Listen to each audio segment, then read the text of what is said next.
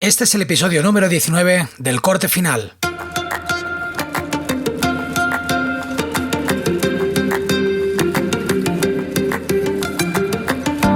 Yo soy Jordi Extremera y os doy la bienvenida a El Corte Final, un podcast en el que hablaré de edición y herramientas de vídeo, cacharritos para el filmmaker y cualquier cosa relacionada con el mundo audiovisual.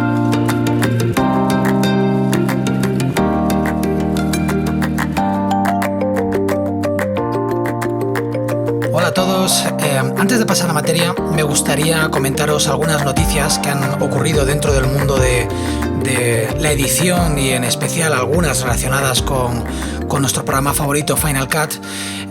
La primera sería dar la bienvenida a nuestro patrocinador de este episodio, que es Boom Library. Hemos hablado en otras ocasiones de estas librerías, son librerías de sonido de altísima calidad. Ellos son alemanes y llevan varios años trabajando para compañías como Marvel, Pixar, Netflix, Lucasfilms, Universal, Sega, Apple, Arri, CBS, Showtime, Warner Bros. Vamos, una lista interminable de grandes estudios que han confiado siempre en Boom Library para sus folies, para sus librerías de sonido. Ya he comentado muchas veces en varios podcasts la importancia que yo le veo a tener librerías totalmente dedicadas. Sí que es verdad que hay algunas plataformas como Arliss o como Epidemic que incluyen pues un amplio abanico de librería de efectos de sonido, pero si me permites decirlo, a veces un poquito como que no hay mucha variedad, ¿no? Si tú quieres, por ejemplo, buscar ruidos de puertas, por ejemplo, pues te puedes encontrar una amplia gama de, pues pongamos, lo digo así por decir, 15 sonidos de puertas, 20, eso luego puede encajar o no puede encajar en tu producción. Pero yo creo que es una inversión muy importante cuando tú te tomas muy en serio lo que es la edición de sonido. Es importante tener librerías dedicadas. ¿A qué me refiero con librerías dedicadas? Me refiero a librerías totalmente enfocadas a un tipo de sonido, un ambiente, un objeto en concreto o incluso género, si hablamos de géneros de películas, como podrían ser librerías, por ejemplo, de películas de terror, de trailers, sonidos de impactos. En el caso, lo que yo os vengo a presentar, que son dos de las ediciones que han sacado nuevas Boom Library, sus dos últimas novedades vendrían a ser. Una es una librería dedicada muy nicho, muy concreta, que se llama Doors, vendría a ser puertas, y en ella, pues como su nombre indica, tenemos puertas, pomos, chirridos, crujidos, candados, bisagras oxidadas, muebles, armarios, mecanismos y todo con varias secciones. Claro, cuando yo os digo librerías dedicadas me refiero a que hablamos de una librería de un total de 2100 sonidos y variaciones. Es decir, de un mismo tipo de pomo, por ejemplo, girándose, tienes varias versiones a distintas velocidades y todo con una calidad impecable porque se graban con micrófonos de altísima calidad. Es en concreto esta de Doors es una librería de unos 3 gigas y medio y unos 350 archivos, como ya he dicho antes, con un total de 2100 sonidos. Sale muy bien de precio, están a 49 euros, me parece que con IVA aparte. Y luego tenemos otra que sería una de las tope de gama, European Life.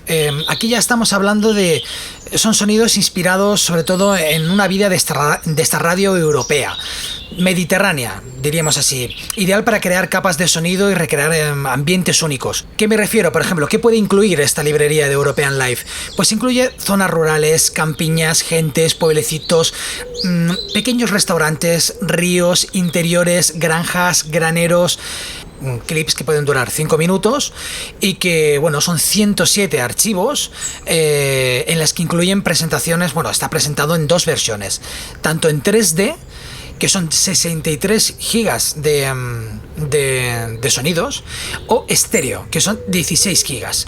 A ver, la versión 3D es perfecta para crear capas de sonidos y sonidos surround. Puedes ecualizar esos niveles a tu antojo y, bueno, comprando la versión 3D también incluirían la versión estéreo, que también tiene una calidad brutal.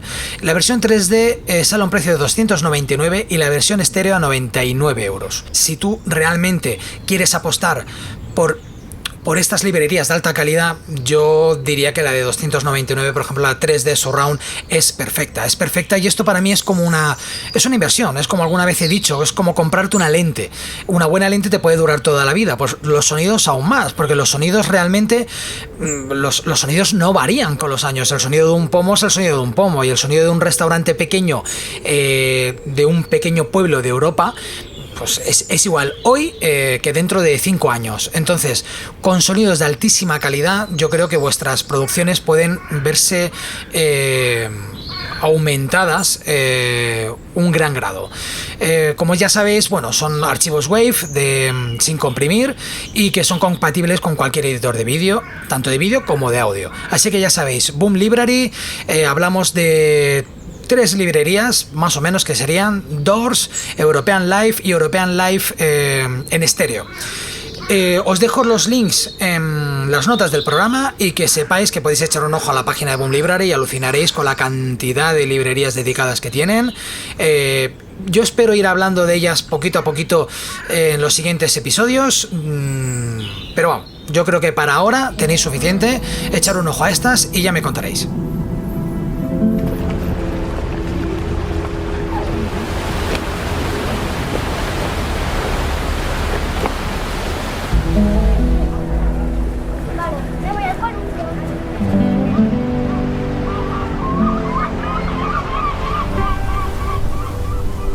También os quiero hablar de un plugin que acaba de publicarse. Es de la compañía ArcX. Ya hemos hablado en otras ocasiones de otros plugins de esta compañía.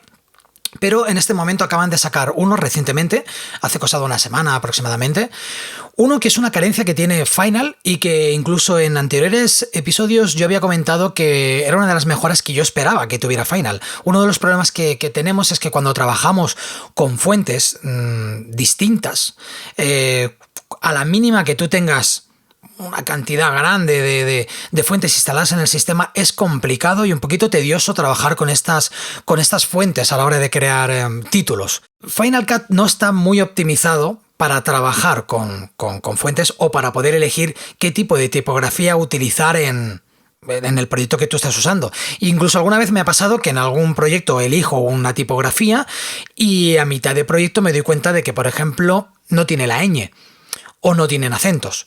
Entonces, este plugin que os presento o que os presenta ArcX está súper bien, es súper económico y es un plugin que se integra con Final Cut Pro en sus herramientas propias. Es decir, no es un plugin al uso, es como una aplicación. Lo tendremos siempre visible en el icono de las apps que tenemos al lado de los botones de tareas en segundo plano o palabras clave. Si tenéis instalado la aplicación de Frame.io, pues se instalaría en el mismo lugar donde se instalan estas aplicaciones.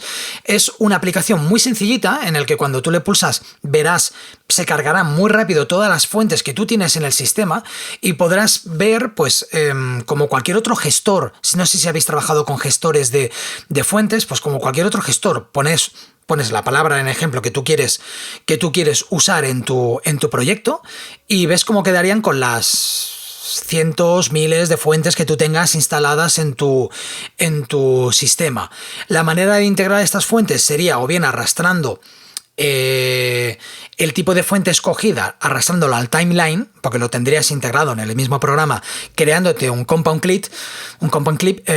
A mí personalmente este método no me gusta porque luego para rectificarlo a lo mejor es más problemático porque no tienes el título como tal, sino que tienes un compound clip generado. Lo que yo haría sería utilizar un título básico y simplemente copiar y pegar. Tienes un botón en el Font Audition X, que es así como se llama esta aplicación, que dándole a este botón copias la fuente y la pegas en el título. más sencillo que verlo en un vídeo, que os dejo en las notas del programa, no lo tendréis. Así que echarle un ojo, mirarlo, porque lo podéis adquirir desde la Mac App Store y ya sabéis, solo 11 euritos, yo creo que está muy bien y es un añadido que nosotros tenemos a Final Cut que yo echaba de menos. Y seguimos con las novedades. Zhiyun, la famosa marca de estabilizadores, acaba de sacar el Zhiyun Weevil 2. Es su nuevo estabilizador, su nuevo gimbal. Alguna vez he comentado que yo ya de los gimbals poco se espera. Ya, o sea, el trabajo de un gimbal es estabilizar. La mayoría de gimbals que hay en el mercado estabilizan muy bien, hay muy pocas diferencias entre uno y otro. Lo siguiente que tienen que seguir sacando para seguir innovando son pues herramientas a priori que no tengan nada que ver con la estabilización. Por ejemplo, cuando salió DJI, el RS2 creo que se llama, ya la mejora que tenía este gimbal respecto a su anterior modelo, el Ronin S, era pues menor peso porque estaba fabricado en fibra de carbono. Te ahorrabas algún peso, pero luego al fin y al cabo, entre la cámara, la lente y por muy poco que pese el gimbal, tener un aparato encima X horas acaba pesando. Entonces yo ya incluso llegaba a pensar que lo siguiente que podrían sacar, la siguiente gran innovación dentro de los gimbals sería que se estabilizaran solos. Eso sería lo idóneo. Pero bueno, Zhiyun en su último modelo me ha sorprendido bastante porque ha hecho algo en el que no lo esperaba, al menos en un gimbal, que era incluir una pantalla abatible. En el caso del Zhiyun han incluido una pantalla abatible de 2,88 pulgadas, con la que incluso con esa pantalla podremos hacer seguimientos y traqueos, sin necesidad de añadir, como en el caso del Ronin, un aparato externo con más cables que luego, pues bueno, al final acabas teniendo un gimbal con 1000 cables y 1000 historias. También ha actualizado el chip interno que tienen para una mejor estabilización. Eso habrá que verlo luego también. Ya te digo, si el anterior modelo estabilizaba muy bien, ya veremos qué es lo que puede aportar este. El peso está muy bien, no llega a los 2 kilos, es 1,47 y luego la batería, como solemos encontrar en este tipo de gimbals, la batería está muy bien, aguanta 9 horas y luego en menos de 2 horas lo puedes tener cargado. El primer precio son 579 euros y a partir de ahí va subiendo hasta arriba hasta casi los 1000 euros. No estoy seguro si la pantalla se incluye en el primer precio y tampoco estoy seguro de qué calidad es esta pantalla, porque está muy bien tener una pantalla en un gimbal, pero una pantalla en exteriores con el sol es muy importante tener una buena pantalla. Si no, esta pantalla que de 2,88 pulgadas es una pantalla que debe ser más o menos de grande como la que te debe venir con la cámara integrada, y si no tiene ese plus de decir bueno, pues es que con un día muy soleado la pantalla pues aguanta bien y puedo verla bien. Bueno, pues habrá que ver qué tal funciona y si estás a la búsqueda de un nuevo gimbal, pues echarle un ojo a Zhiyun y echarle un ojo pues a los siguientes que vengan, porque ya sabes que aquí cuando alguien innova, lo primero que hacen las otras marcas es copiarlo y mejorarlo. Y ya por último, antes de pasar a lo que es el programa y a la entrevista que tenemos preparada para vosotros, comentaros una polémica que ha habido con Motion VFX. Es una compañía que hemos defendido a capa y espada siempre en este podcast. A mí, vamos, lo he comentado muchísimas veces, son los mejores plugins y las mejores herramientas que puedes encontrar para Final Cut, son firmadas por Motion VFX, y ahora por primera vez en su historia han entrado en una polémica que me gustaría comentar. La empresa polaca hace poco fue absorbida por otra más grande, por otra casa más grande. No sabemos qué tipo de acuerdos han tenido, pero bueno, nos prometían que a partir de ahora las cosas iban a mejorar mucho. Todos pensamos que iban a crecer, mucho y bueno, cuando uno piensa que va a crecer es que nos van a traer mejores herramientas, por ejemplo. Pero es que lo que ha ocurrido es curioso. Motion VFX comienza a actualizar sus plugins para que puedan ser compatibles con los nuevos chips M1 de Apple. Plugins de traqueo como mTensor, mCallouts, el 1 y el 2, la versión Tech también, mMessage están disponibles para los nuevos ordenadores Mac. Sin embargo, esta actualización tendrá el coste de $19. Suponemos que impuestos aparte. Es decir, $19 la actualización, si ya habías pagado por el plugin anteriormente. Esto ha enfadado a muchos usuarios fieles que se han manifestado en contra de esta práctica, que se ha de decir que no es muy propia de la compañía. Sin embargo, Motion VFX ha salido al paso diciendo que esta actualización obliga a reescribir por completo el plugin y que han tenido al 100% de sus programadores trabajando durante 8 meses en estas actualizaciones y que aseguran que han aumentado la velocidad del traqueo un 30%. Vale, no sabemos si esa velocidad de traqueo del 30% viene dado por las características del nuevo chip o que de verdad se han trabajado las herramientas para optimizarlas. De un modo u otro, la polémica está servida y es una clara intención de la nueva dirección que ha tomado la compañía.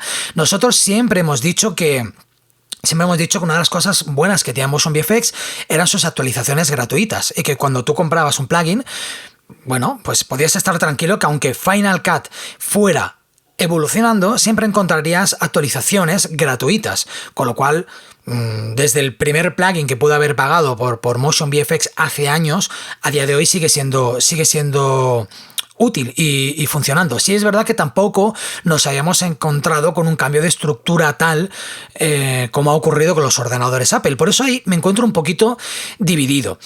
Mi opinión es que me parece una mala estrategia comercial, porque lo que yo habría hecho es simplemente no una update para poder utilizarlo con los chips M1 en el que yo te pueda cobrar $12, sino que tal vez lo que habría hecho habría sido incluir alguna mejora más, aparte del 30%, porque uno ya se da cuenta, uno ya cuenta con que si esa aplicación se optimiza para M1, ya cuenta con que vaya a ir más rápido, porque te has comprado una máquina más rápida. Entonces, ¿qué habría hecho, por ejemplo? Pues por citar algo, si mCallouts, que es una de las opciones que ellos tienen, los callouts son los títulos que traquean algún objeto en concreto de la pantalla. Si tú ya tenías 50 opciones, por ejemplo, de 50 diseños diferentes de títulos, pues a lo mejor haber añadido 10 más, entonces sí que habrías evitado que mucha gente se enfadara porque no nota que simplemente se ha adaptado a M1, que sí, que es correcto, que se puede, que es verdad, que no hay por qué dudar que han estado el 100% de sus programadores trabajando durante 8 meses. Pero si tú además añades, pues eso, 10 títulos más, pues el descontento no habría sido tan grande, sobre todo cuando la compañía nunca ha hecho esto y cuando acaban de anunciar que lo ha absorbido otra o que ha llegado a un acuerdo con otra compañía. Pero sí que es verdad que su CEO y director actual, Simon Masiak, probablemente lo haya dicho mal, Simon ya no está al cargo de la empresa y probablemente sea, pues a lo mejor, pues miembro honorífico o algo así. El caso es que, bueno, también la compañía anunció hace muy poquito que habían dejado caer que iban a desarrollar para otra plataforma que no sería Final Cut Pro, por lo que todo apunta a que comenzarán a crear herramientas para DaVinci Resolve.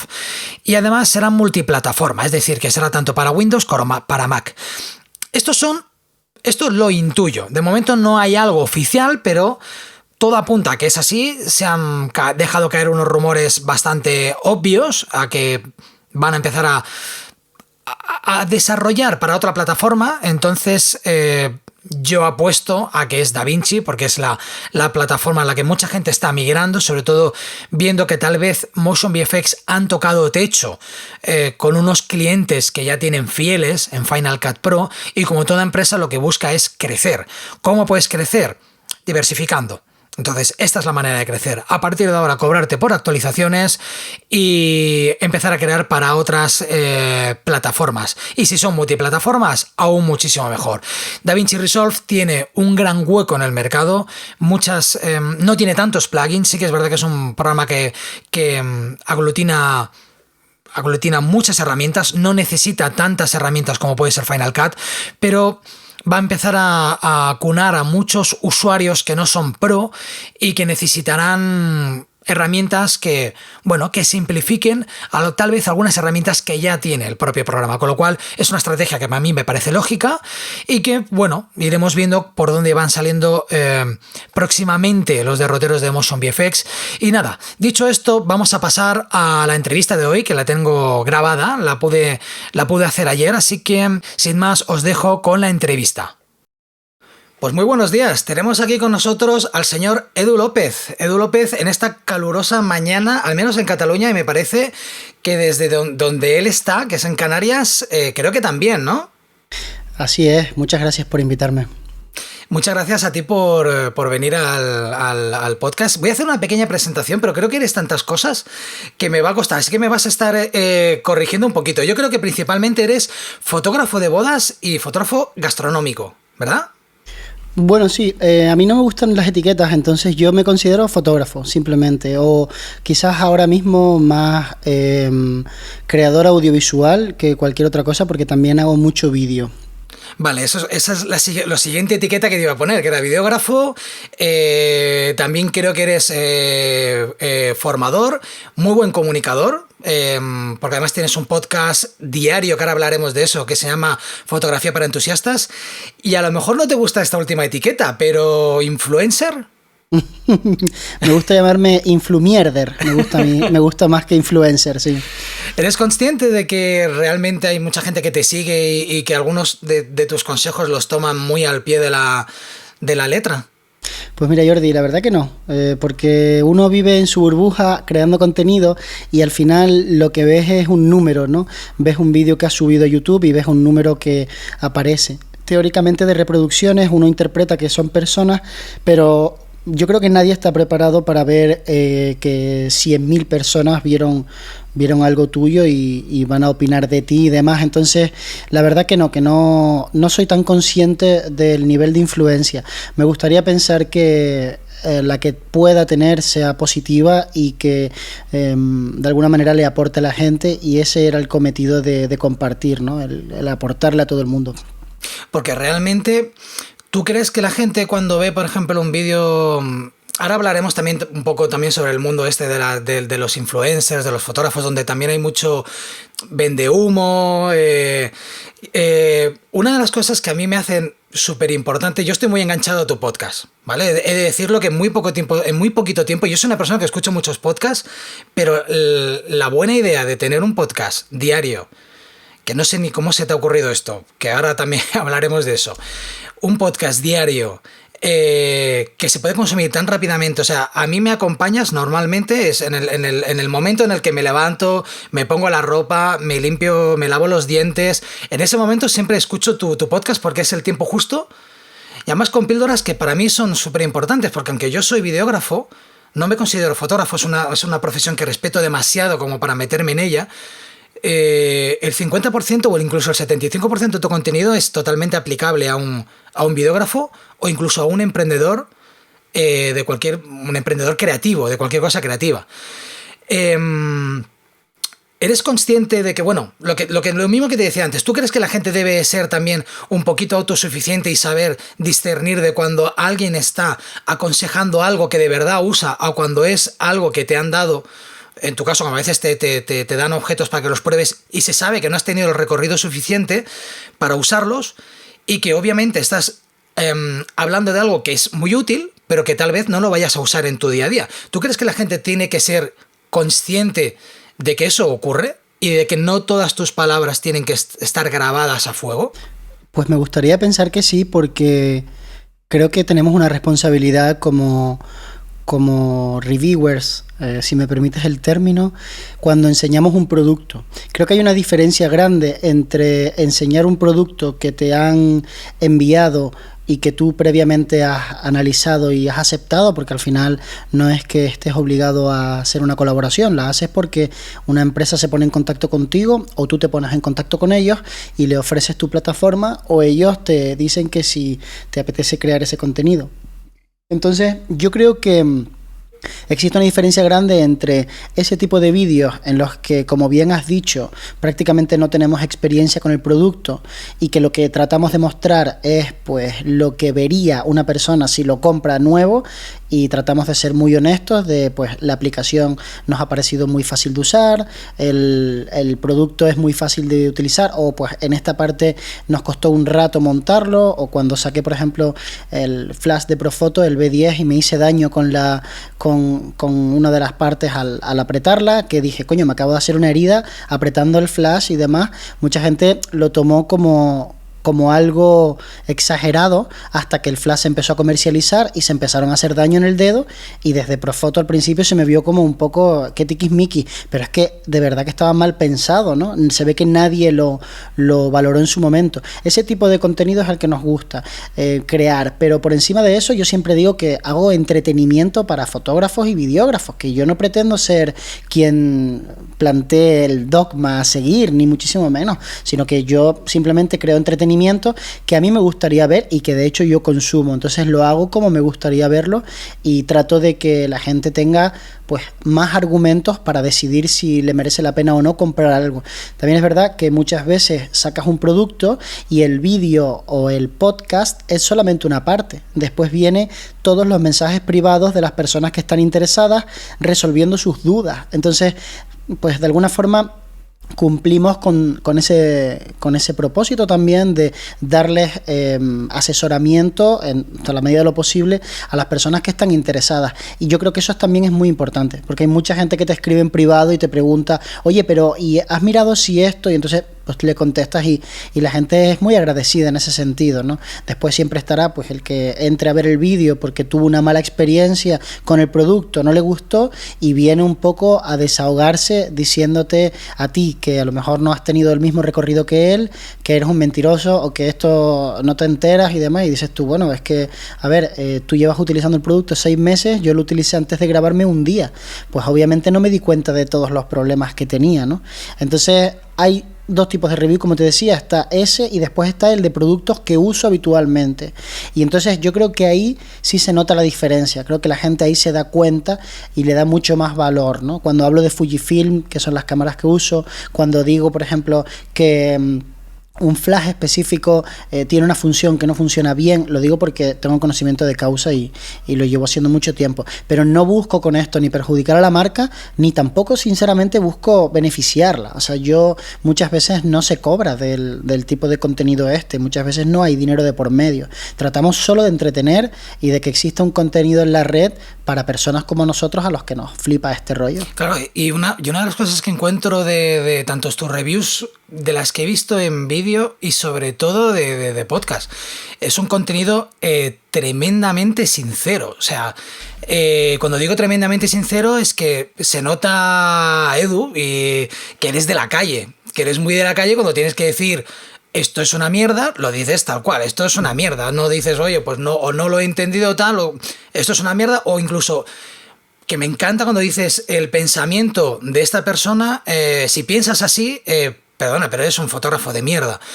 De hecho, creo que hay una frase que me encantó, que fue que si necesitas un 8K para reencuadrar, es que eres un fotógrafo de mierda, o algo así. Sí, claro, o sea, es que vamos a ver, cuando tú te dedicas a la fotografía, te dedicas al vídeo, hay una parte fundamental que es la de componer. Si tú necesitas un salvavidas para poder reencuadrar después en tu casa tranquilamente, pues a lo mejor es que no vales para esto, ¿sabes? Como un cantante que siempre necesita modificar los tonos en los que da las notas.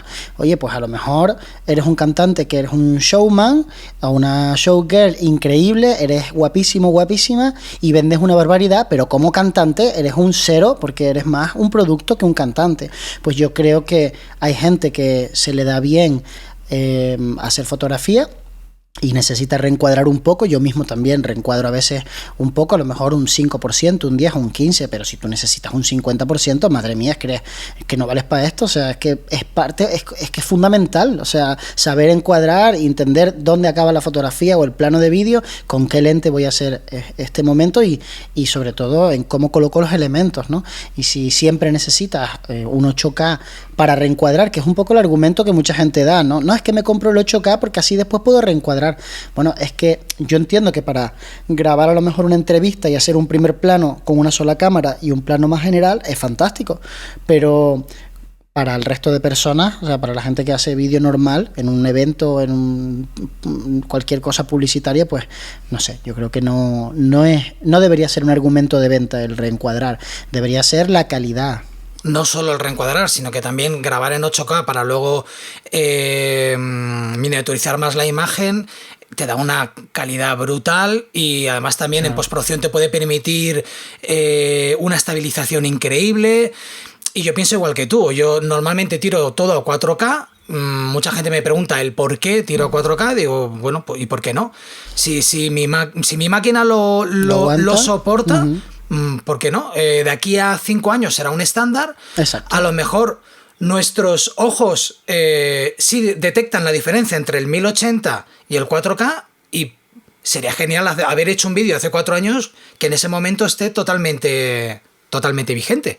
Sí, nosotros, por ejemplo, en la plataforma donde creamos contenido de pago, en Patreon, el contenido se sube en 4K, porque entendemos que va a envejecer mejor que el contenido de 1080. A lo mejor a día de hoy no es tan necesario, que sí lo es, porque, ojo, las cámaras cuando tú grabas en 4K y bajas a 1080 se ven más nítidas que cuando grabas directamente en 1080.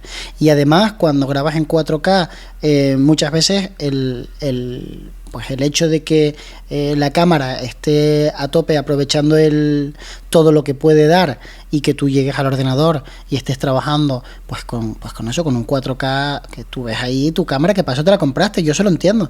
Lo que no entiendo es el que se compra cámaras ahora mismo de 8K para subir vídeos en YouTube de 1080, porque realmente no me parece la manera más inteligente de crear contenido, pero es respetable, o sea, yo le respeto. Lo que pasa es que no lo comparto porque el gasto en almacenamiento, el gasto en el propio equipo, el que muchas veces los frames por segundo que podemos grabar en 4K no son los mismos que en 1080. Entonces, si tú estás grabando contenido en 1080, lo vas a publicar en 1080, sabes que va a ir en 1080, porque por ejemplo es para Instagram, ¿para qué lo grabas en 8K? O sea, es que no tiene ningún sentido. Entonces, por eso digo a veces que la gente se deja seducir con la hoja de especificaciones de los equipos y se vienen muy arriba comprándose un equipo que es sustancialmente mejor de lo que necesitan. El clásico, me compro un Ferrari para estar en un atasco en medio de Madrid.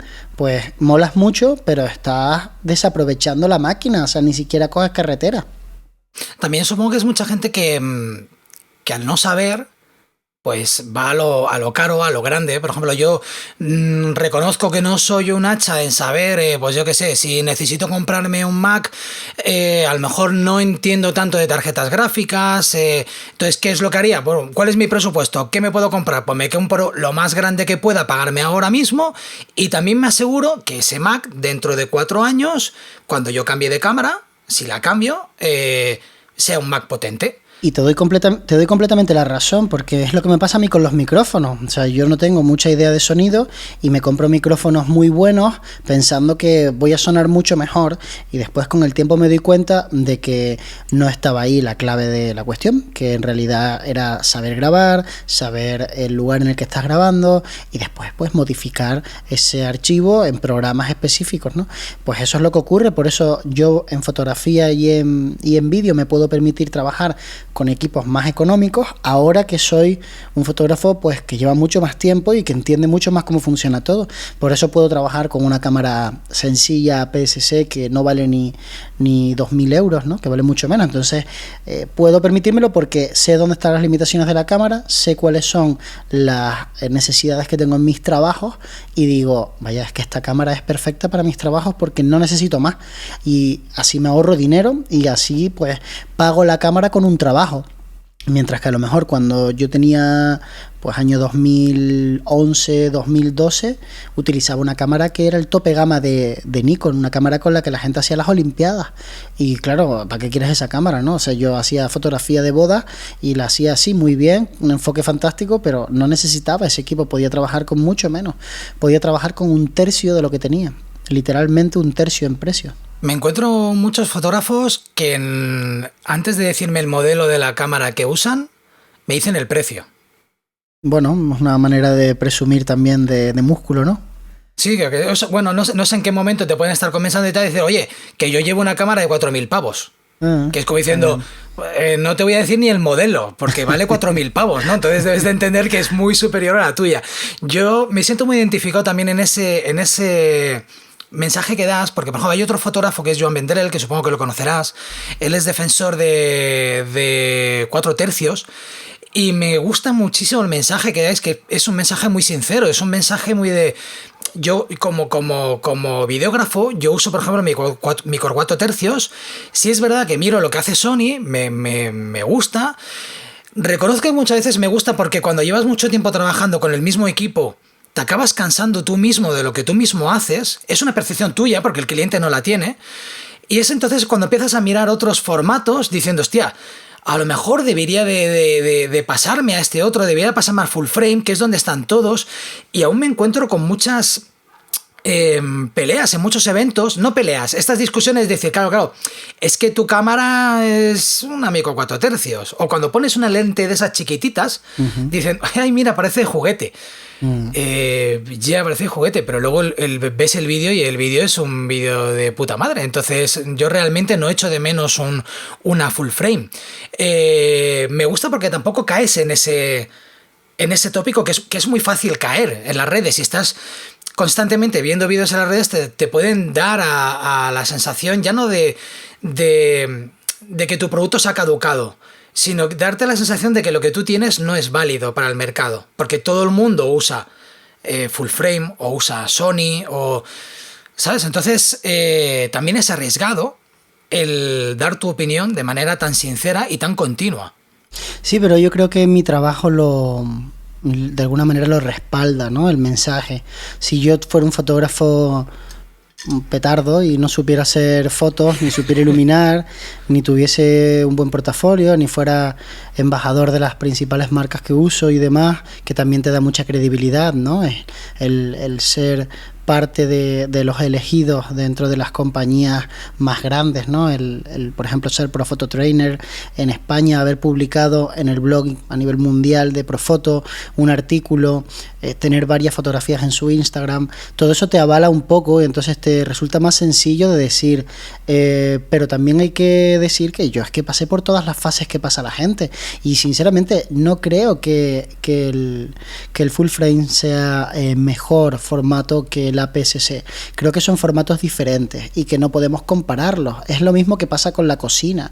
No podemos decir que la cocina italiana sea mejor que la cocina francesa, ni viceversa. Podemos decir que nos gusta más la cocina que se hace en Francia o que nos gusta más la cocina que se hace en Italia, pero de alguna forma lo que rodea las decisiones que se toman en un lugar o en otro para cocinar de una forma o de otra, lo que lleva a un país a desarrollar un tipo de cocina, tiene mucho que ver con la historia de ese país y estando cerca, aunque Italia y Francia tengan culturas muy diferentes, pues no deja de ser pues unas regiones que están muy cerca, pero que han tenido historias pues diferentes y han hecho diferentes tipos de cocina y ninguna es mejor que la otra. Y a mí, en el caso de la fotografía, yo siento que no existe un equipo mejor que otro, existe un equipo más idóneo que otro.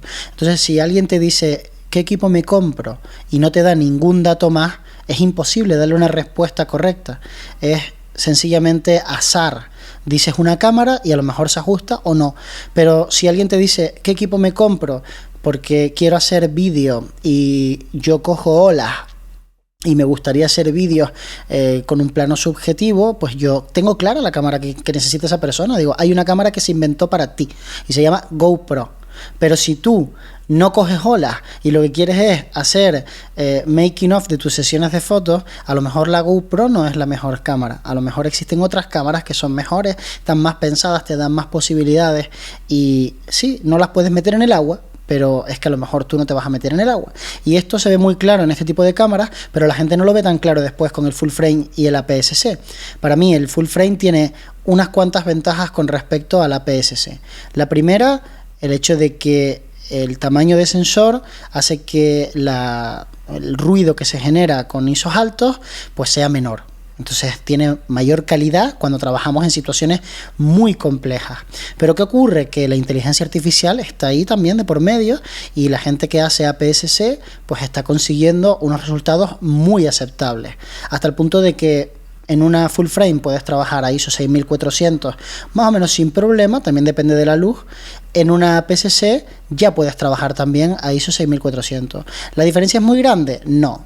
No lo es, y menos cuando hablamos de dónde se van a ver esas fotografías. Se van a ver en móviles, se van a ver en ordenadores que están retroiluminados y no se van a ver donde antes a lo mejor se veían, que eran en vallas publicitarias, etcétera. Por otra parte, el factor del precio es determinante para mucha gente, creo que para todos, ¿no? Porque es un coste de oportunidad grande comprarse un equipo tan caro. Entonces, cuando hablamos de la cámara, no es el único gasto que haces, de hecho es de los más pequeños. Mira todo lo que valen las lentes. Si tú quieres tener 4 o 5 lentes, la diferencia ya es abismal. Ya estamos hablando de 3-4 veces el precio de APS-C. Y además de eso, el bokeh, el desenfoque creativo, la profundidad de campo limitada. Sí que es cierto que en full frame se trabaja con mayor bokeh por el hecho de que las lentes que utilizas, pues puedes utilizar lentes de mayor focal, que es lo que es determinante, y el ángulo que te da de visión, al ser un sensor más grande, es más amplio. Dicho para que todo el mundo lo entienda, un 50 milímetros en una cámara full frame es una lente que te permite hacer un cuerpo completo y un primer plano sin mucho esfuerzo. Y en una cámara APS-C es una lente demasiado larga, te tienes que ir muy lejos para hacer ese cuerpo completo. Entonces tú en una cámara APS-C, si quieres la lente equivalente, depende del formato y del tamaño de sensor de la cámara APS-C, pero tendría que ser aproximadamente un 35 milímetros. Claro, el desenfoque de un 35 no es el mismo que el de un 50. Esto se traduce en que las cámaras APS-C tienen mayores profundidades de campo. Pero es que esto no es malo para todo el mundo. Por ejemplo, para mi amigo Joan Vendrell, que hace paisaje, esto es cojonudo, porque en realidad puede disparar con un F4, un F5.6, donde en un full frame tendría que disparar con un F8. Entonces, realmente todo es como la cara y la cruz, o sea, las especificaciones son ligeramente distintas, pero no necesariamente son mejores o peores, dependerá un poco de la persona y de sus necesidades. Y yo, en mi caso, cuando quiero utilizar un objetivo que tenga mucho bokeh, pues tiro de un objetivo muy luminoso. Por ejemplo, tengo un 50 1.0 que no existen en otras marcas que tengan autofoco, no existen de ese nivel y que sean tan rápidos y demás. Qué duda cabe que el formato full frame es el formato predominante entre los profesionales, pero no todos, ¿eh? Yo tengo muchos amigos que son muy profesionales y trabajan con APS-C. Pero muchos, algunos de los cuales trabajan al mayor nivel dentro de sus gremios, fotoperiodistas increíbles, fotógrafos de bodas increíbles, fotógrafos de deporte increíbles, y toda esta gente trabaja con APS-C. Y sí, me parece que estar donde está todo el mundo te da un plus de seguridad de, bueno, estoy haciendo lo correcto, pero sinceramente creo que mola mucho más ser outsider, o sea, ir en contra de la corriente, porque te pone en una posición en la que te permite incluso sacar pecho, decir, sí, yo trabajo con Fuji y no pasa nada, ¿sabes? Soy feliz con esto. Entonces, en mi caso la decisión vino a raíz de la mejora de Fuji, que fue sustancial a partir de un momento dado, y por los colores que tiene, que me ponían las cosas muy fácil, pero yo no tengo acuerdo con Fuji, no soy embajador de la marca, no defiendo que la gente compre esa marca, que cada uno se compre la cámara que le apetezca. Entonces, esta explicación que me has dado es tremendamente técnica. Solo te la puede dar alguien que sea fotógrafo de verdad y que además, lo que hablábamos antes, sepa comunicar. ¿No te da la sensación de que en internet hay como un montón de vídeos que se retroalimentan a sí mismos y al final, aunque hay mucha cantidad de vídeos, el eco siempre es el mismo? Siempre te están hablando lo mismo con los mismos argumentos sin entrar en argumentos más técnicos. Sí, porque no tienen la capacidad, a lo mejor, o porque no están en ese punto de su carrera. Yo me imagino que lo que más le sorprenderá a la gente es que con una edad temprana, o un jovenzuelo, barbudo, pues pueda hablar de forma técnica de cosas que a lo mejor pues no corresponden igual a ese momento de la vida de la gente, ¿no? Y yo sí que creo que soy bastante joven para lo que muchas veces hablo y sobre todo donde estoy, como unos 10 años antes que mis, vamos a decir, competidores directos, pero también tiene mucho que ver con el hecho de que yo empecé a dedicarme a la fotografía muy joven porque no me estaba gustando el mundo universitario y entonces le pegué durísimo a la parte friki porque en aquel momento no pensaba tanto en ganarme la vida sino en que me fascinaba aquello y venía de muchos años estudiando y entonces se me hacía normal dedicarle mucho tiempo al día a estudiar algo. Ahora a lo mejor me costaría mucho más y no tenía otra cosa que hacer. Entonces, claro, me pilla con 20, 21, 22 años y estoy en esos 3 o 4 años comiéndome los libros, los artículos, los blogs, los vídeos, todo. Y eso hizo que entendiera muchas cosas que después me sirvieron para los siguientes 10 o 12 años de profesional en donde me di cuenta de mis limitaciones. Siempre digo que mi ego como fotógrafo y mi soberbia fueron inversamente proporcionales a mi conocimiento en la fotografía. O sea, cuanto más conocí, más humilde me volví, porque más me di cuenta de lo que me faltaba. Al principio es muy fácil creer que eres muy bueno porque no tienes argumentos para entender qué significa ser muy bueno. Y cuando empiezas a entender de qué va el rollo, valoras mucho más a los puretas, a esa gente que tú veías a lo mejor que decía, esto está desactualizado. Y en verdad era un máquina. Y no entendías porque tú no sabías de paleta de colores, no entendías que contaban historias en 3 planos diferentes y todo ese tipo de cosas te las da el seguir. Entonces muchas veces estás en YouTube, quieres explicar algo y lo explicas y lo haces de una forma que para ti no es tan técnica porque lo tienes muy interiorizado, pero claro, para alguien que viene a lo mejor de ver un vídeo de un tipo que le estaba enseñando a hacer fotos Tumblr, pues lógicamente sí es muy técnico porque estás hablando de diafragma, de apertura, de no sé qué, de tal composición y claro, la gente se ve como abrumada por la parte técnica, pero honestamente yo trato de no serlo, ¿eh? Yo trato de hablar de forma muy, muy campechana, lo que con algunos digamos palabras que creo que sí que son importantes que la gente vaya interiorizando y sí me cuelgo un poco una medalla de que de alguna forma sí que inculcamos cierta formación dentro de lo que es YouTube, ¿no? O sea, yo intento hacer entretenimiento pero sí que digo cosas que después por ejemplo se explican en profundidad en Patreon y la gente cuando las entiende y ve la luz y entiende verdaderamente de qué estamos hablando es cuando dan el salto de calidad porque al final hay cosas que uno puede no aprender en toda la vida y la tenía delante, ¿no? Y cuando la entiendes de verdad es cuando dices, ay, vale, ahora sí que no tengo límites porque ya vi la Matrix, ¿no? Ya sé cómo funciona la luz, sé cómo funciona el color y ahora ya dime qué quieres que te haga, ¿no? Y ves una peli y te estás dando cuenta de dónde están iluminando, qué geles de colores están usando, por qué están utilizando esas combinaciones de colores, porque son colores que son opuestos en el círculo cromático, entonces generan contraste tonal y empiezas a entenderlo todo y es cuando verdaderamente es como que pasas la pantalla, ¿sabes? Y ahora el videojuego es mucho más interesante. De hecho, hay una magia que se pierde cuando estudias cine, hay una magia que se pierde, que es cuando te dicen, cuando te hablan de las historias, que realmente existen 5 tipos de historias y todas las películas se basan en ese 5 estilos. Y luego dices, y además son historias de teatro que están basadas en obras de teatro antiguas, de Shakespeare, y se pierde esa magia cuando empiezas a analizar esas escenas. Ah, vale, y así es como te provocan cierto tipo de sentimientos, que creo que luego es lo que tú dices, ves Matrix, pero luego vuelves otra vez es una época, yo creo que es una época en la que disfrutas de eso, y yo siempre pongo un ejemplo, hay una cosa que me gusta hacer, que es cuando una película me aburre, que no puedes, la estás viendo y no puedes soportarla, y no te puedes ir ni la puedes apagar porque la estás viendo con tu mujer y a tu mujer le encanta, es empezar a... Yo siempre aconsejo lo mismo y digo, pues bueno, empieza a intentar analizar cosas que normalmente no analizas en una película que te gusta porque estás metido dentro de la historia, que es dónde han colocado las luces, por qué han colocado las luces, por qué de un plano al otro no notas ese cambio de luces, o sí notas qué cambio de luces están haciendo, la paleta de colores o la edición, que es algo que a mí me apasiona. Y nunca analizo en qué momento están cambiando los planos de un corte y el por qué. Yo siempre digo a todo el mundo, cuando os aburráis con una película, analizarla de esta manera y al menos, pues mira, que os sirva como una pequeña masterclass autoimpuesta, ¿no? Totalmente. Una cosa que te quería preguntar, un podcast diario, aunque sea cortito, pero un podcast diario, ¿tú sabías dónde te metías cuando decidiste hacer eso?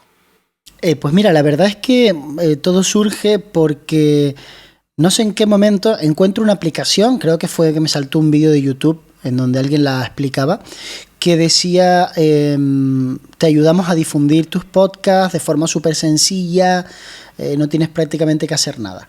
Entonces, yo llego a esa aplicación, me la descargo, empiezo un poco a verla y me compré un iPad Pro hace un par de años, ¿no? 1 año y medio. Es una bestia, es brutal lo potente que es ese cacharro, pero tengo la sensación de que no lo aprovecho mucho. Entonces pensé, vaya, si yo tengo un micrófono que puedo conectar directamente al iPad, como el Rode NT USB Mini, con el que estoy, por cierto, grabando este podcast, y después me lo reconoce automáticamente y esto es tan fácil como que de forma inalámbrica, sin conectarme a ningún sitio, yo puedo darle aquí a grabar, dejo guardados algunos segmentos y tal, yo esto lo puedo hacer de forma súper sencilla, porque a mí se me da muy bien hablar y además con los años he aprendido a no decir onomatopeyas, he intentado restringir mucho los clásicos entonces todo esto le da... Qué suerte tienes, madre mía, qué suerte tienes. Trabajo puro y duro, o sea, quiero decir, he tenido que aprender a hacer espacios donde antes metía una onomatopeya, ahora meto un espacio. Y me gusta mucho la radio, soy muy fanático de muchos conductores que lo hacen tan bien, están a otro nivel tan alto, como por ejemplo Carlos Alsina. Entonces durante todo el año de pandemia, escucho todas las mañanas a Carlos Alsina hacer un editorial que dura aproximadamente unos 10 minutos. Y pienso, yo puedo hacer un podcast de 10 minutos porque a poco que me enrolle, esto lo saco yo fácilmente. Entonces empiezo diciéndole a todo el mundo, mándenme preguntas, que todos los días contesto una. Y durante 90 días seguidos solamente contesto preguntas. Pero después las preguntas se empiezan a repetir porque la gente también tiene las mismas inquietudes y noto que el ratio de preguntas que llegan al programa con respecto al que necesito va bajando cada vez más. Y entonces llega un punto en el que digo, tengo que mendigar para que me manden preguntas porque la gente que escucha el podcast habitualmente ya ha escuchado las respuestas a muchas cosas. Y en ese momento me planteo que voy a empezar a sacar temas por mi cuenta. Pero como no consumo podcast de fotografía, lo bueno es que no tengo de dónde copiar, por ejemplo, temas. Entonces me pongo a sacar temas que se me ocurren. Y a veces los grabo todos una vez a la semana. Llego el lunes por la mañana, que no me suele gustar mucho trabajar, pues grabo el podcast de toda esa semana. A veces lo grabo día a día, otras veces lo grabo en casa tirado en el sofá, a veces lo grabo en el estudio. Lo bueno es que he ido cambiando de sistemas de sonido, he ido cambiando de micrófonos y al final te das cuenta de que el contenido es más importante que el continente y que la gente tiene mucha tolerancia al, digamos, sonido mediocre si el contenido les entretiene. En mi podcast, por ejemplo, se escucha un poco bajo, pero no es cosa mía, es cosa de Anchor, que si grabas directamente con la aplicación, me imagino que le meterá algún tipo de edición al sonido para que no sature y no llegues nunca al volumen alto. Pero, claro, pero luego también te digo, la mayoría de nosotros usamos podcatchers que regulan todo eso. Yo tengo un podcatcher que hace que yo no tenga que subir ni bajar el volumen de ningún podcast. Pero tienes que grabarlo primero, ¿no? Antes de subirlo. Sí, claro. Es que yo ese paso me lo evito. Yo grabo directamente en la aplicación. Entonces trato de que el flujo de trabajo sea el más fácil y obvio posible, hasta el punto de que lo último que he hecho es comprarme un micrófono para el móvil, un micro de Rode que se conecta directamente al móvil, trae un dead cat, un cacharro para el viento, por si me acerco mucho, y es bastante direccional, con lo cual grabo, ya te digo, en la esquina de un sofá sentado, cojo el móvil con una mano y grabo el podcast y le doy a subir y ya, o sea, a lo fácil. Por eso puedo hacer uno al día. Siempre digo, bueno, si queréis más calidad tengo que hacer uno a la semana. Si queréis que esto sean entrevistas, si queréis que esto sea algo como muy estructurado, muy bien... No, yo creo que a la gente... eventualmente le haces mayor favor si publicas a tu 70-80% que si publicas al 100% de lo que puedes dar, ¿no? La teoría mítica del 80-20, ¿no? Que ese 80% te va a dar mucho más a lo largo del tiempo que el 100% que podrías llegar a crear. Entonces, en casi todas las cosas que hago no lo aplico, pero en el podcast me he empeñado en aplicarlo. He dicho, no, en esto sí que voy a hacerlo al 70-80%. Entonces muchas veces no tengo ni siquiera un guión. Simplemente digo, voy a hablar de esto y empiezo a hablar como si llevara un rato hablando, que ese es un poco el truco, porque no me gusta ni presentarme ni despedirme. Entonces... sí. Claro, en los vídeos no lo hago. En los vídeos, si te fijas, yo no me presento ni me despido. Pero en los podcasts sí que me despido porque al principio se me ocurrió la frase esa que digo todos los días y me pareció graciosa. La gente le empezó a coger cariño al rollo y digo, pues así se queda. Yo lo escucho a veces y aún no sé si dices lo que creo que dices. Dices mis mejores amigos, ¿no? Aún te lo digo en serio, aún no digo, dice hola mis mejores amigos. No, digo hola amigos, hola amigas, es lo que digo. Vale, pues mira qué malo. A ver, es que tengo una manía con los podcasts. Yo los escucho a 1.5, yo los escucho más rápidos. Vale, claro. Y además lo dijiste en un episodio que tú reconociste que mucha gente los escucha así y que tu meta era hablar tan tranquilo que incluso que alguien que lo escuche acelerado lo escuche de manera tranquila. Y es verdad, tú estás siempre sosegado aunque estés a 1.5, que para mí ha sido un entrenamiento fundamental para los podcasts, porque yo me he acostumbrado a escuchar los podcasts más rápido, con lo cual mi cerebro procesa que la manera de hablar en un podcast tiene que ser, como estoy hablando ahora, muy rápido. Claro. Todo muy rápido. Entonces, claro, cuando yo luego me escucho mi podcast grabado, digo... Wow, no puedo oírme porque no parezco Alvin y las ardillas, pero sí que es verdad, digo, hostia, no voy tan rápido normalmente, me estoy mareando. Entonces, me gustó porque incluso ahí ya lo clavaste, dice, es siempre, utilizas un tono muy sosegado. Y también te diré que yo creo que el que te repitas no es problema, aparte que creo que va a ser inevitable, si aún continúas con una meta de hacerte un podcast diario, va a ser inevitable, pero muchas veces la repetición, si la dices de otra manera diferente, es una manera también de que cuaje de otra... Sí. A veces, yo creo que tu contenido, la parte de tu contenido que más me gusta incluso no es la que hablas de fotografía, es la parte más emocional. Pero eso también tiene mucho que ver con el hecho de que hablo mucho de fotografía y cuando la gente te ve sacar otro tema, es como que es algo nuevo para ellos. Si hablara todo el rato de marketing, que es un contenido que a la gente le vuelve loca, le encanta que hables de marketing, pues seguramente llegarías a aburrir y entonces cuando hablaras de fotografía gustarías mucho. Con respecto al tema de la velocidad, hace tiempo, hablando con Ana García del Río, que es una chavala maravillosa que me ha enseñado muchísimo y que durante mucho tiempo trabajó dentro de Innova Foto, que es la empresa que gestiona Profoto en España, y nosotros teníamos amistad. Hablando con ella me comentó que si tú quieres ser un buen podcaster necesitas hablar lo suficientemente lento como para que alguien que está en su casa haciendo otra tarea o retocando fotos sin prestarte demasiada atención pueda seguir el hilo.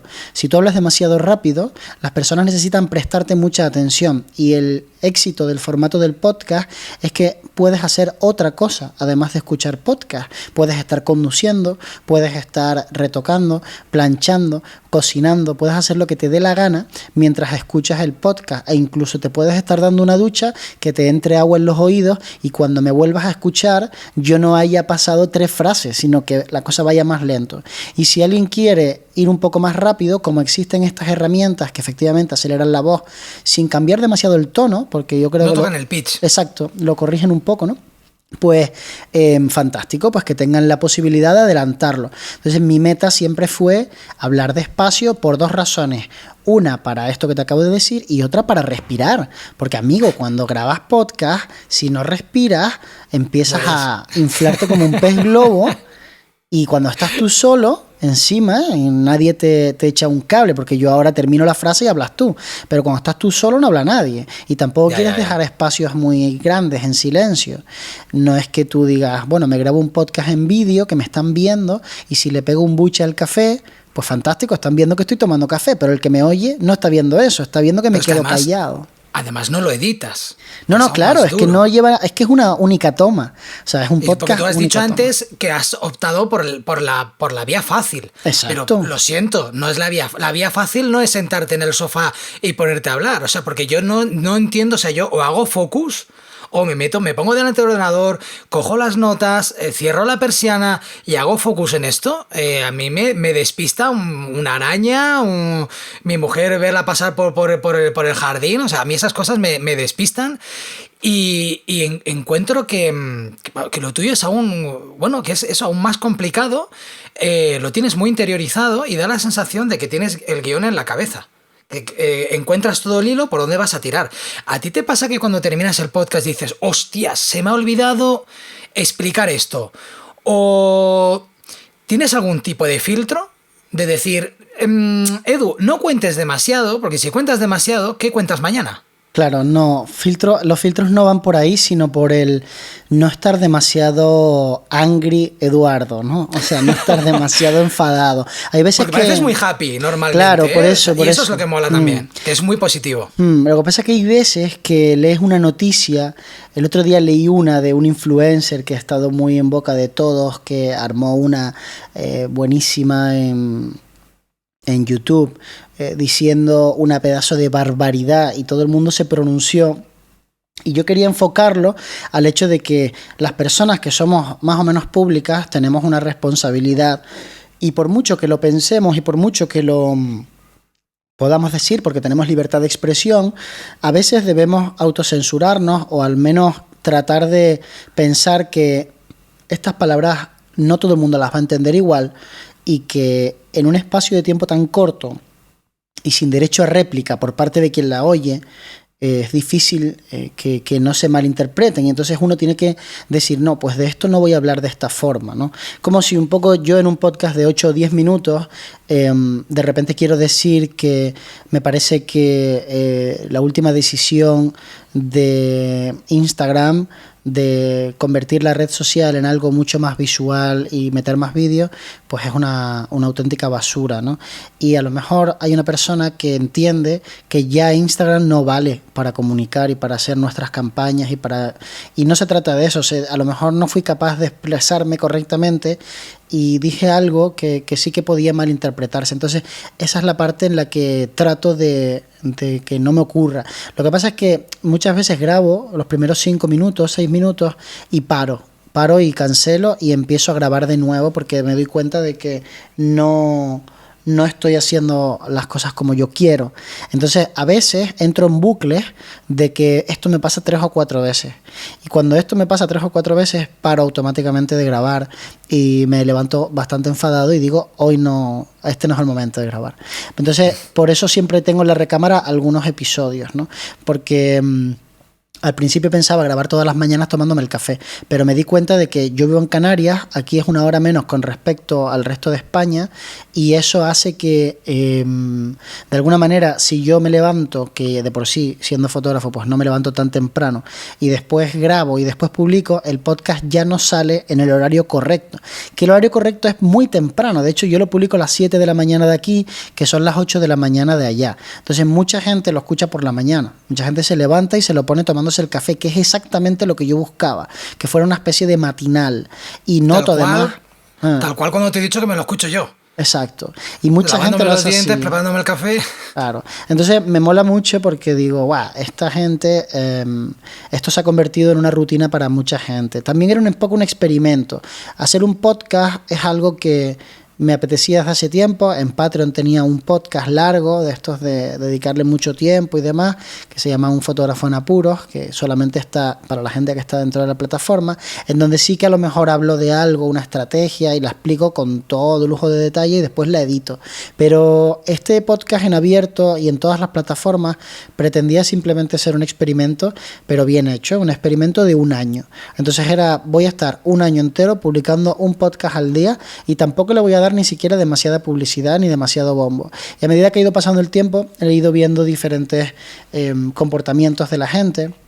Hemos subido el número de personas que lo escuchan. Ahora mismo vienen escuchándolo entre 500 y 700 personas al día, y eso está genial, porque eso quiere decir que oye, hay una audiencia ahí, ¿no? Cuando sean en vez de 500 5.000, oye, pues a lo mejor el podcast resulta que es una forma también de hacer negocio. De momento es simplemente puro entretenimiento, y tengo también el Buy Me a Coffee, que me parece súper interesante. Es una plataforma donde la gente te puede invitar a un café, entonces lo pongo ahí en el podcast, y lo curioso es que sí, que la gente es altruista en ese sentido. Quiero decir que de alguna forma... altruista no es la palabra, o sea, es generosa, se animan a pagarte un café. Algunos pagan cafés cada 3 semanas, me pagan igual 3 o 4 cafés, y me parece súper interesante también. Entonces eso me dio pie a hacer dentro de Patreon un artículo en el que hablaba de formas de financiarse siendo creador de contenido, y porque las he probado todas, he probado los anuncios, he probado pues el Buy Me a Coffee, el tema de Amazon con los links referenciados, he probado también los patrocinios de marca. Entonces, cuando escriba un libro, que es a lo que quiero hacer y que me llevará un tiempo, pero tengo muchas ganas de hacerlo, que tendrá mucho que ver con ser creador de contenido, pues tendré conocimiento de causa y habré, pues mira, hice un canal de YouTube y esto me funcionó, esto no, y llegué a 50.000 personas en tanto tiempo, pero de nicho, entonces bla, bla, bla, bla, bla. Y entonces por eso hago todas estas cosas. Vale, entonces yo entiendo que dentro de unos 5 años, no, 10 años, ¿te estás dedicando menos a la fotografía, por ejemplo? Bueno, ahora mismo podría no hacer fotografía si quisiera. O sea, ahora mismo monetariamente, que es por lo que todo el mundo un poco se rige, puedo vivir sin hacer sin hacer fotografías, no, sin trabajos para empresas o para particulares. Simplemente creando contenido podría vivir holgadamente incluso. O sea, si me pusieras solamente a crear contenido, podría vivir holgadamente. Luego se crea una cosa que también veo en YouTube, y es una cosa que hace que me salten las alarmas de creador de contenidos vendehumos, que es cuando ves que alguien te está aconsejando sobre cosas que no tiene ni puta idea. Es decir, claro, cómo vivir del vídeo, y no ves que ese vídeo. Señor no vive el vídeo. Por eso te decía, y se retroalimentan porque acaban viendo varios vídeos que hablan de eso y acaban dando todos los mismos consejos. Claro.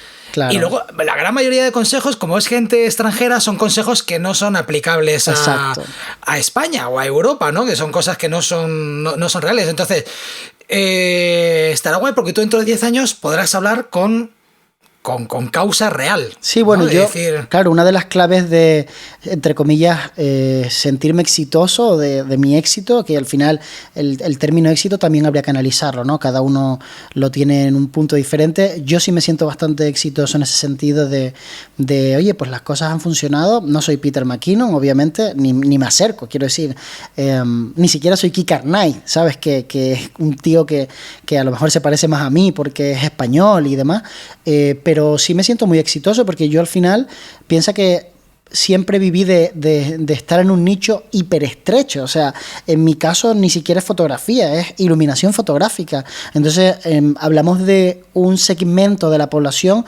muy reducido, porque no atacas a la base de la pirámide, sino que atacas a las altas esferas, fotógrafos y filmmakers, que ya estamos hablando de cosas, oye, donde hay que hacer inversiones, donde hay que tener conocimientos.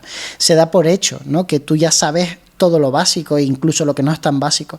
Entonces, a mí lo que me ocurre es que me da muchísima credibilidad grabarme y hablar de trabajos reales, de cosas que estoy haciendo realmente, de gente que me está contratando y pagándome por eso, ¿no? Y a veces acepto encargos porque me voy a poder grabar de una forma muy especial. Por ejemplo, me voy a Sudáfrica dentro de muy poco tiempo. En septiembre estaré por allí por Sudáfrica haciendo un reportaje de bodas y me voy a ir en gran parte porque puedo crear un contenido muy diferente que va a llamar mucho la atención a la gente pues que está en YouTube o en Patreon y que realmente le gusta la fotografía de boda, y voy a hablar pues de la fotografía de boda de destino, pero la voy a hablar habiendo estado en un lugar verdaderamente de destino, no habiendo ido de Tenerife a Lanzarote y diciendo fotografía de boda de destino. Bueno, que también coges un avión. También. Eso es, sí, pero bueno, que no deja de ser, tú mismo, es como si alguien de Córdoba pues se va, no sé, al puerto de Santa María,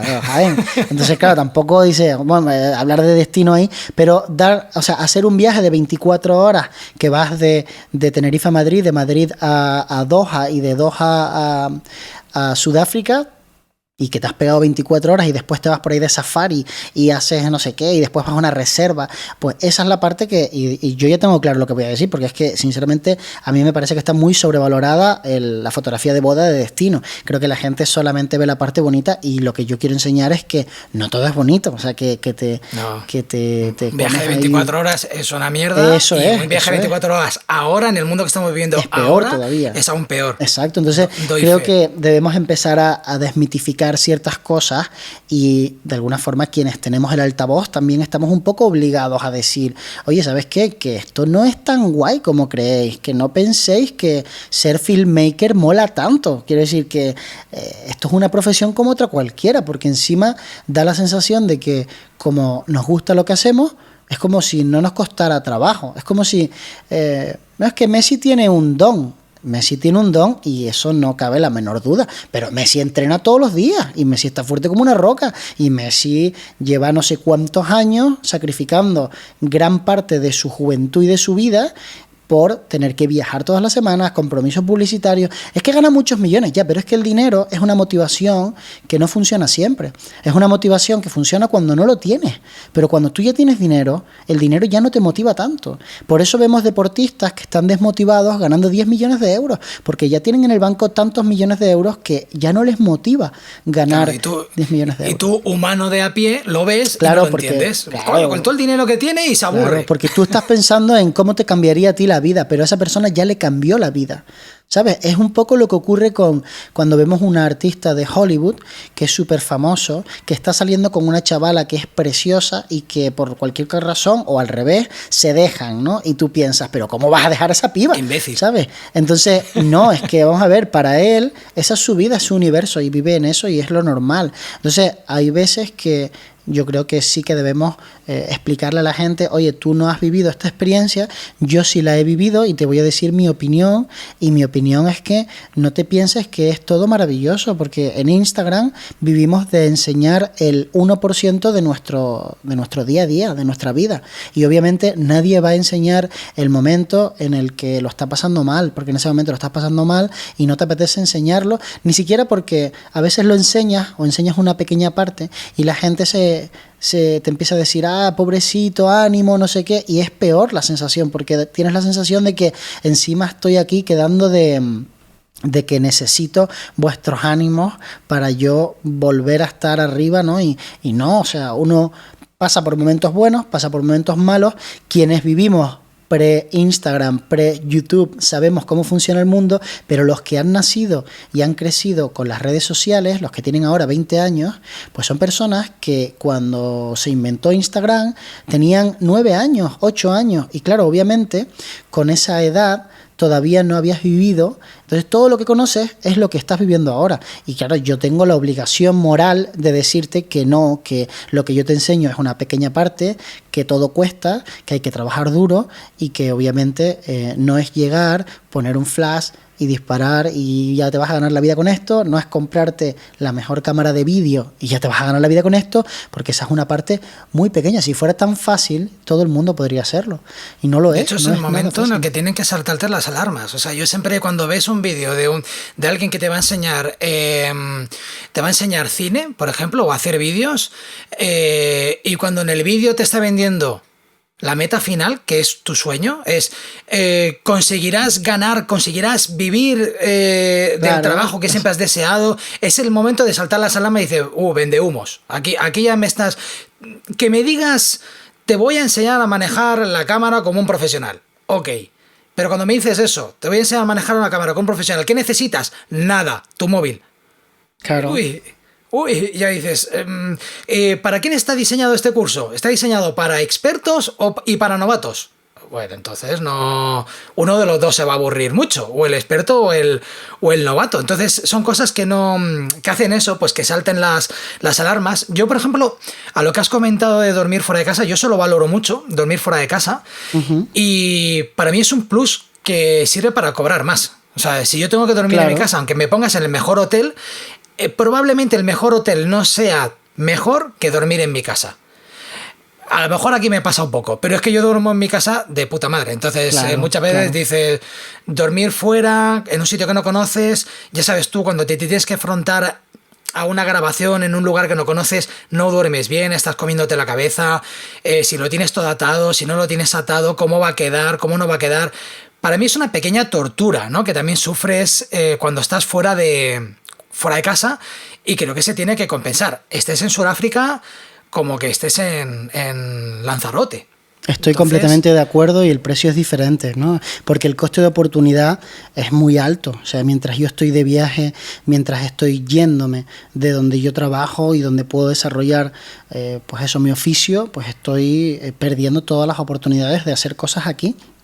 Y aunque yo vaya a trabajar 5 horas a Madrid, para mí ir a Madrid y volver es un día y medio. Entonces yo tengo que, pues de alguna manera, compensar toda esa pérdida de tiempo. Y también hay que reconocerlo, hay veces que mola mucho, hay veces que dices, pues yo me voy a ir porque me apetece irme y estoy dispuesto a aceptar un trato que a lo mejor la primera vez acepto, la segunda ya no, pero la primera vez sí, porque a lo mejor me apetece mucho, ¿no? El ir a X lugar a hacer un trabajo, estoy dispuesto a cobrar una tarifa normal, ¿no? Y para mi ego y para compartir. Para tu ego decir, me han tenido que llamar a mí, o sea, yo me he ido a grabar a París. Exacto. Yo entiendo que el mejor, o sea, que en París hay filmmakers muy buenos, pero me han llamado a mí que vivo aquí en Cataluña y quieren que lo haga yo. Claro. Entonces, para mi ego es muy fructífero y dices, bueno, pues no voy a fliparme mucho con el precio porque lo quiero hacer. Claro. Es lo que tú dices. Si tuviera que irme cada mes, el efecto París ya desaparece. Esto es como todo, esto es como el boxeador que acepta una pelea cobrando súper poco dinero con respecto al otro competidor, porque puede ser la pelea que le cambie su carrera, ¿no? Porque puede ser una oportunidad. Entonces tú, aunque yo creo que en el mundo de las peleas se ve claramente, ¿no? Ves a un tipo Conor McGregor, que cobra igual por una pelea, pues no sé cuántos millones, y el que está enfrente dándose de piñas con él cobra a lo mejor $20,000, $30,000, ¿no? Entonces hay una diferencia abismal entre uno y otro, claro, pero es que están en momentos diferentes de su vida, ¿sabes? Conor también tuvo esa fase y ahora está en otro momento. Pues nosotros como fotógrafos, como filmmakers, yo no estoy en el momento en el que está García Rodero, ¿sabes? Que a lo mejor te cobra por hacerte un retrato no sé cuántos mil euros. Entonces yo no estoy en ese momento, pero tampoco estoy en un momento en donde te haga un workshop por 300 euros, ¿no? Entonces, pues estoy en un momento en donde a lo mejor pues te pido por hacer un workshop 1.500 o 2.000. ¿Por qué? Pues porque he trabajado para poder estar en posición de pedir esa cantidad de dinero. Ahora, ¿qué va a pasar dentro de 5 años? Pues no lo sé. Por ejemplo, Joe McNally, que es un fotógrafo americano que yo admiro muchísimo por muchas cuestiones, además de porque es un gran fotógrafo, porque es un comunicador increíble, te cobra por ir a su workshop 6.000 euros. Por ir a su taller, a cada persona que va. Pues ese hombre, imagínate el dinero que gana en cada uno de los workshops, ¿no? Pero es que es Joe McNally, o sea, es fotógrafo de Nikon oficial, primera espada, es la persona que todas las marcas se pelean porque haga contenido con sus materiales, es un tipo que hacía fotografía con flash cuando estábamos hablando de carrete, un tipo que tuvo 20 páginas en National Geographic para un reportaje sobre óptica que cambió el mundo de los reportajes, porque hasta esa fecha no se habían hecho nunca reportajes tan amplios. Hay muchas cosas que hacen que ese hombre esté en posición de tener esa posibilidad, y yo creo que hay gente que pone sus tarifas y acepta tratos en función de los demás, y eso es un error. O sea, tú eres tú, tus circunstancias, y ahora estoy arriba, ahora estoy abajo, y también hay que saber cuándo bajarse un poco del tema, ¿no? Lo hemos visto ahora mismo recientemente con Leo Messi, que se ha bajado el sueldo a la mitad.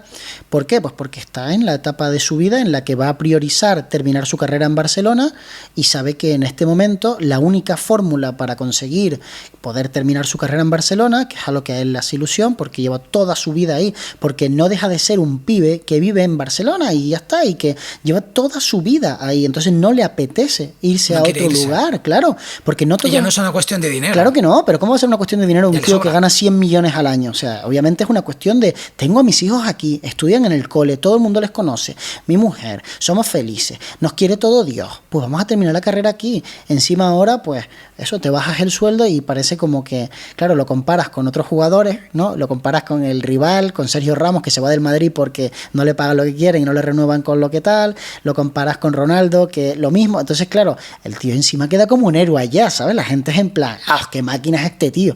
Ahora sí es el mejor de la historia. Pues claro, porque no todo es, o sea, somos nosotros en nuestras circunstancias, y por eso creo que tenemos que entenderlo y adaptarnos, tanto cuando vamos para arriba como cuando vamos para abajo, porque al final, esto me lo contó un videógrafo muy mayor de bodas, que llevaba muchos años haciendo bodas, y que llevaba ya unos cuantos en donde se estaba pensando en retirar y demás, porque la parte digital pues la llevaba bien, pero de alguna manera los pibes jóvenes hacían otro tipo de contenido, y entonces él ya se veía un poco... No le apetecía. Sí, un poco out, tenía bastante dinero y tenía otros negocios. Y, íbamos en un pedazo de Mercedes, o sea, nos llevaba a las bodas, era un tío encantador, ¿no? Y este hombre, que era un puretita, me decía, comiendo en una boda, y no se me ha olvidado, ¿no? Estábamos en una boda en un hotel increíble del sur de Tenerife, un hotel el más lujoso de todos, y me decía que la vida era un poco como una noria, ¿no? Y que a veces vas en tendencia hacia arriba y a veces vas en tendencia hacia abajo, y que la clave está en interpretar en qué momento estás y adaptarte para o bien seguir subiendo y manteniéndote ahí, o bien entender que no pasa nada por estar ahora hacia abajo, que hay que adaptarse, hay que reducir los costes, hay que aprender a vivir en estas, y que ya volveremos otra vez para arriba, ¿no? Entonces me decía... Sí, dime. Me decía que eso, dice, ni cuando estás subiendo debes hacerle ascos a la gente que está bajando, porque todo puede cambiar, ni cuando estás bajando debes agachar las orejas y no mirar a los que están subiendo y tenerles rabia, que no, que se trata un poco de entender en qué momento estás, y que todos pasamos por esas fases, ¿no? Que es inevitable, vamos. ¿Crees que somos una generación aventajada? Yo creo, o sea, una generación que estamos más acostumbrados. O sea, yo pongo el ejemplo de nuestra generación anterior, nuestros padres, ¿no? Nuestros padres tenían un oficio y probablemente con ese oficio estaban toda la vida. Sí. Nosotros hemos estado acostumbrados, bueno, un oficio y una mujer, que algunos de los casos han tenido siempre la misma mujer. Sí. No con resultados muy favorables, pero bueno, así es una generación muy de, bueno, se paraliza el mundo a los 25 años. Exacto. Y nuestra generación ha sido de cambiar de oficios continuamente, cambiar de rumbos, cambiar de trabajos. Además, nos viene una pandemia y nos hace resetear muchas cosas. Sí. ¿Crees que somos una generación que no nos vamos a sentir tan identificados, en el sentido de que cuando 70 años digamos, hostias, esto yo ya no lo entiendo, esto ya se me queda grande, estaremos siempre con este ejercicio del cambio? No, yo creo que ya nos pasa, ¿no? No entendemos TikTok. No entendemos no entendemos por qué triunfa TikTok. Yo creo que todos miramos y decimos, pero esta gente está bailando ahí, ¿qué están haciendo? No entiendo nada. No entendemos TikTok, ¿no? Y al final Pero vamos, ni Snapchat. Exacto, o sea, hay muchas cosas que no comprendemos, ¿no? Ni entendemos mira, te digo más, no entendemos la sexualidad de la gente más joven, no entendemos esa manera de entender las relaciones que tienen. Creo que cada generación hace que la anterior quede obsoleta, y creo que es lo bonito al final, porque es el progreso. Si imagínate que nosotros llegáramos a los 70, 80 y pensáramos, estoy en la pomada, esto lo tengo controlado, pues querría decir que los que vienen detrás no se han puesto las pilas, ¿no? ¿Qué edad tienes tú, Edu? Yo tengo 35 años. 35. Sí, vale. Entonces, yo tengo unos 43, un poquito más que tú. Sí. Lo que pasa es que ya te digo, o sea, yo tengo la sensación de que he sido muy aventajado en determinadas cosas, para otras no, por supuesto, pero sí que tengo la sensación de que estoy más en los que tienen 5, 6, 7 años más que yo, porque las cosas que he ido haciendo en mi vida, normalmente la gente las hacía un poco más tarde. Entonces, si te fijas, de hecho, de todos los creadores de contenido, de este tipo de contenido que yo hago, soy prácticamente el más joven. O sea, hay un montón de gente que me supera. John Hernández tiene más edad que yo, Garci tiene más edad que yo, Arturo de Social Arte, todas las personas que se dedican, Philip, todo el mundo, ¿no? Pero eso no quiere decir nada, no es ni bueno ni malo, simplemente es que a mí me llegó un poco antes y me considero una persona viejoven, ¿no? Como dicen los cómicos estos famosos, ¿no? Yo me considero viejoven porque las chicas a las que les hago fotos muchas veces para los vídeos me consideran un verdadero viejo, ¿eh? O sea, me ven como un señor, que tú dices, señor yo, como la publicidad aquella, ¿no? Famosa, señor yo. Pero sí es completamente real, ¿no? Y después, por otra parte, también empiezas a tener una edad en la que te planteas pues ampliar la familia, comprarte una casa, y piensas que, vaya, pues sí que es verdad que no soy tan joven ya, ¿no? Me estoy planteando estas cosas, a lo mejor sí que es verdad que he ido madurando, ¿no? Pero como yo he estado tan entretenido en todo esto de ser mejor fotógrafo y no sé qué, y los negocios y para arriba y para abajo, pues a mí como que estos últimos 10 años de mi vida han pasado muy rápido. Y ha llegado un punto en el que, pues no sé, de alguna manera me he puesto un poco a mirar hacia atrás y he dicho, wow, pues llevo un montón de tiempo empujando, y ahora que miro para atrás sí que veo, ¿no?, de todo lo que he conseguido, un poco con la misma fórmula, que es entender que las cosas hay que trabajarlas, no distraerme demasiado con lo que opina el entorno sobre lo que hago, porque para mí la opinión más importante un poco es la que tengo yo y la gente que te pueda hacer daño, no los que te quieren hacer daño, ¿no?, sino los que verdaderamente te pueden hacer daño. Pero es que ni siquiera tengo muy en cuenta a esa gente, porque el tiempo me ha demostrado que hay personas que están en tu entorno que te dicen, no hagas eso porque tienen miedo a lo que te pueda pasar. Pero claro, es que si nos guiamos de esa, no te hagas fotógrafo porque es que a la mayoría le va mal. Bueno, pero es que hay gente a la que le va muy bien, gente que incluso económicamente les va genial, ¿no? O no te hagas filmmaker ni te compres esa cámara porque a ver cómo la pagas. Pero es que hay un montón de gente que tiene cámaras de cine.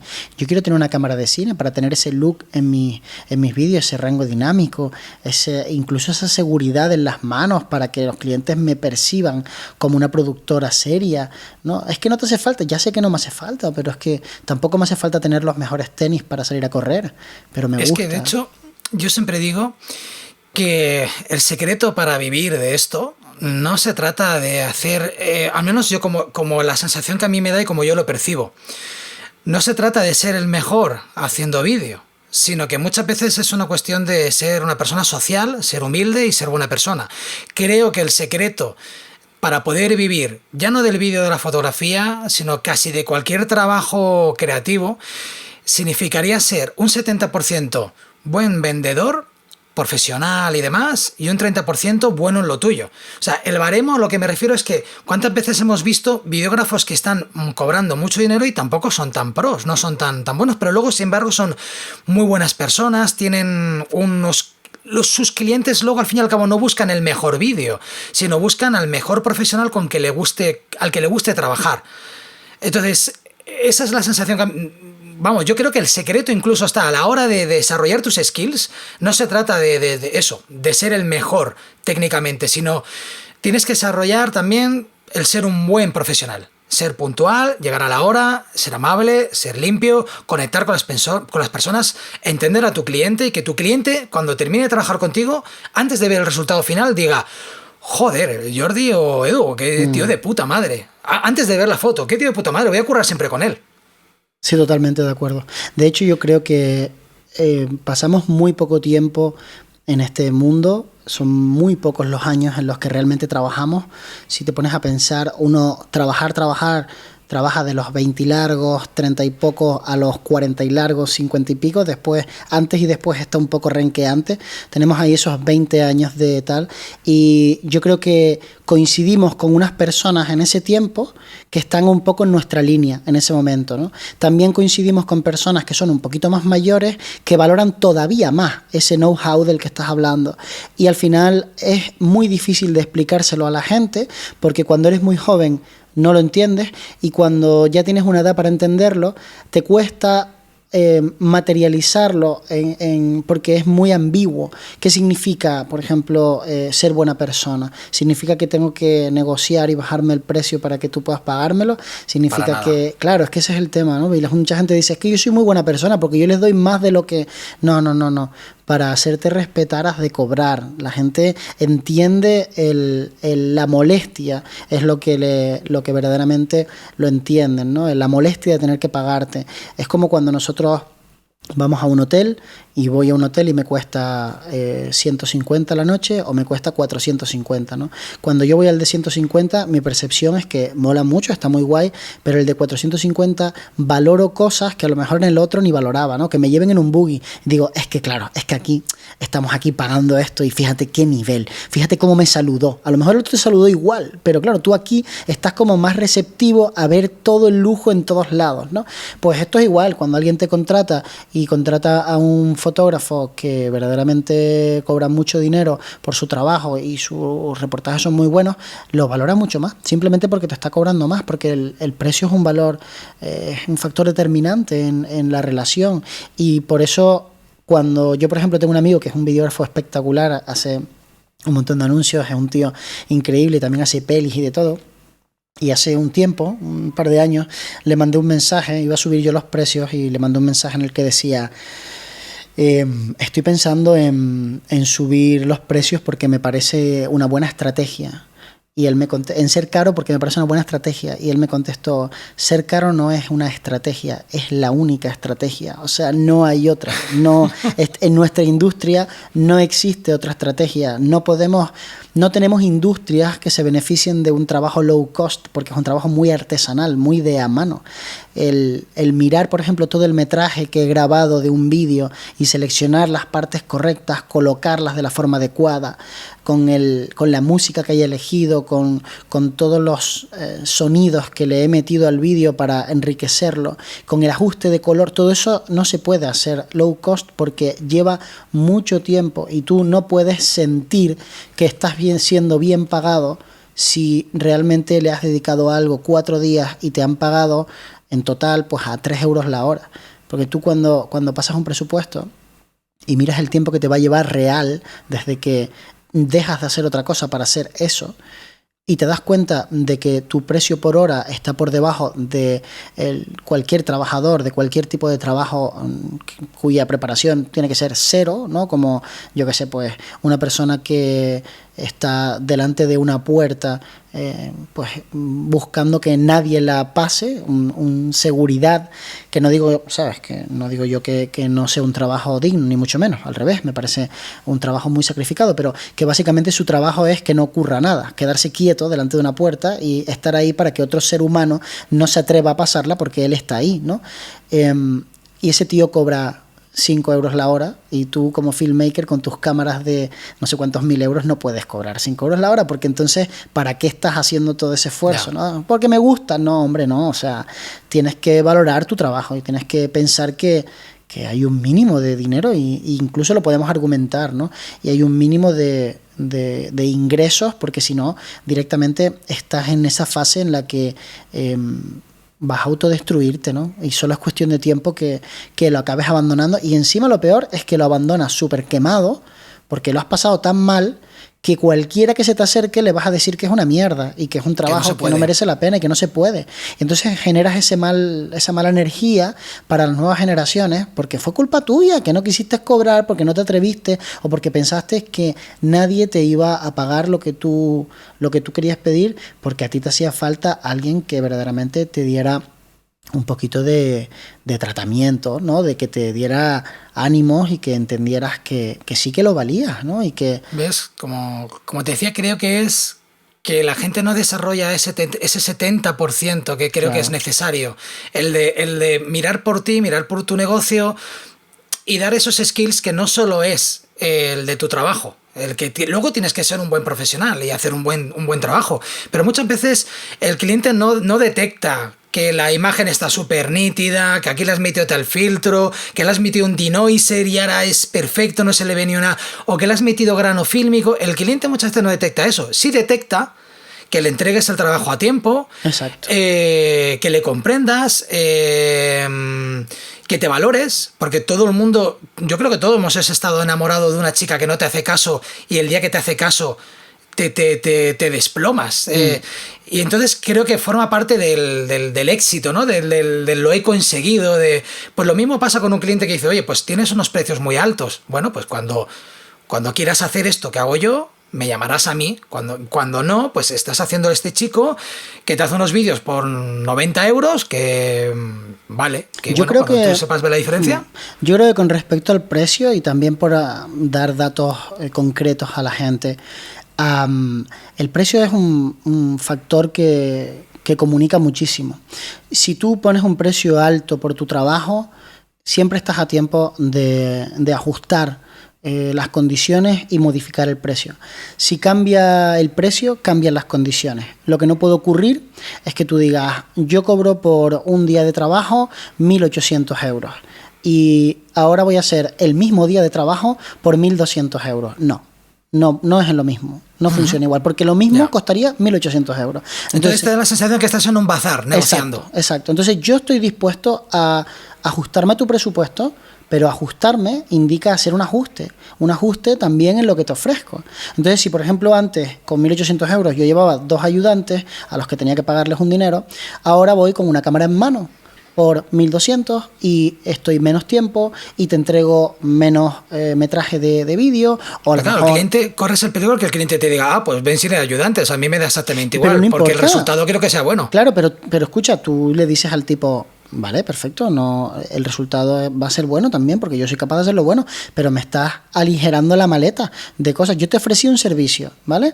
Y ahora tú me pides otro y yo hasta cierto punto puedo adaptarme. Igual que vas a un restaurante y tú puedes ir a un restaurante y vivir una experiencia mágica. Puedes llegar y decir, pues yo por ejemplo trabajo en un restaurante que es maravilloso, que se dedican a hacer arroces y yo puedo ir a ese restaurante y gastarme 100 euros por persona y va a ser seguramente la mejor comida del mes, pero también puedo ir y gastarme 18 euros por persona, porque puedo elegir otros platos que son más sencillos, beber agua y al final pues mi experiencia va a ser diferente al de que se gasta 100 euros por persona, pero el restaurante nos da servicio a los dos. Pues yo lo veo así, yo digo, yo tengo unos servicios y tal, lo que sí tengo es un mínimo, o sea, lo que no puedo es ir a ese restaurante y pretender pagar 8 euros, porque no tienen nada para ese sector, para ese segmento, y a mí me pasa como productora o como fotógrafo, yo tengo un mínimo. En mi caso, el mínimo es contratarme 2 horas. Entonces, 2 horas son 350 euros. Yo por Hay que decir a la audiencia que Edu López no está diciendo precios al azar. Si no me equivoco, eres una persona terriblemente sincera y da sus precios de verdad. Que es otro de los problemas que creo que al no dar precios reales, nadie sabe qué cobrar. Claro. Y entonces es cuando la gente empieza a hacer vídeos de 90 euros o de 50 euros y tal. No, nosotros hace tiempo decidimos que íbamos a cobrar por tiempo nuestro trabajo. Y ahí es curioso porque hace poquito me han pedido un presupuesto de un restaurante muy conocido de aquí, un restaurante asador que es tope gama, o sea que ellos tienen un horno de no sé cuántos grados, las carnes mejores del mundo. Y claro, me piden 9 platos del menú degustación y 37 platos de la carta. Y yo le digo, eso me va a llevar a mí 2 días de trabajo. y 2 días pues es tanto dinero, ¿no? Y le calculo pues los costes de ir, de no sé qué. Y entonces me dicen, no, pásame el precio por plato. Y le digo, vale, ¿cuántos platos son? 40 y no sé cuántos, pues 40 y no sé cuántos, y el mismo precio, claro. O sea, me va a llevar, te he dicho que me va a llevar 2 días, y el hecho de que te lo pase por plato, pues cada plato vale tanto. He dividido, básicamente. Entonces, la gente a veces, bueno, pues piensa que uno da precios de mentira, ¿no? También porque mucha gente lo hace y mucha gente te cuenta una milonga, bueno, y después cuando pasan presupuesto, pues no dan... ¿Cuántos clientes hay que te dicen cuánto me cobrarías por un vídeo, pero cortito, de 1 minuto? Bueno, yo no cobro por segundos. Claro. ¿Cuánto vale de 1 minuto? Pues los anuncios de televisión valen millones. Exacto, y son 20 segundos. Exactamente, claro. Entonces esto depende de lo que tú te quieras gastar. Bueno, voy a lanzarte simplemente un último comentario de una experiencia que me ha pasado. Supongo que estás tremendamente liado. No te quiero robar más tiempo del fin de semana. Para la gente que lo sepa, le estoy robando tiempo del fin de semana a Edu. Mira, la semana pasada estuve grabando en un evento muy importante de deporte, en el cual estuve compartiendo mucho tiempo con fotógrafos. Entonces íbamos siempre un videógrafo y un fotógrafo a puntos. Era un evento deportivo. Y siempre tenía el fotógrafo a mi lado, con lo cual ese mismo fin de semana pude compartir mucho tiempo con fotógrafos. Me di cuenta de una cosa: todos los fotógrafos, sin excepción alguna, están viviendo del vídeo. Entonces me decían, hace mucho tiempo que no me llaman a eventos solo para hacer fotos. La sensación que me dio es, el fotógrafo está virando al vídeo, porque obviamente si el fotógrafo se ha dedicado al vídeo no es por comodidad, se ha dedicado porque, como me decían, me demandan vídeo. ¿Crees que va a llegar un momento en que los oficios se tienen que fusionar?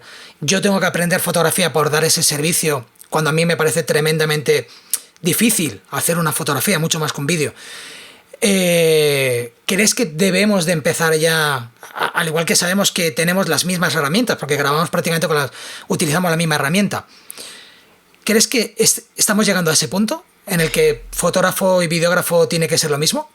Pues mira, yo creo que sí. Por darte la respuesta corta, creo que cuando empezamos este podcast te dije que yo era creador audiovisual y estoy completamente de acuerdo con que siendo las herramientas lo mismo y el lenguaje muy parecido, porque al final el vídeo no deja de ser fotografía una detrás de otra, con lo cual la manera de crear es muy similar.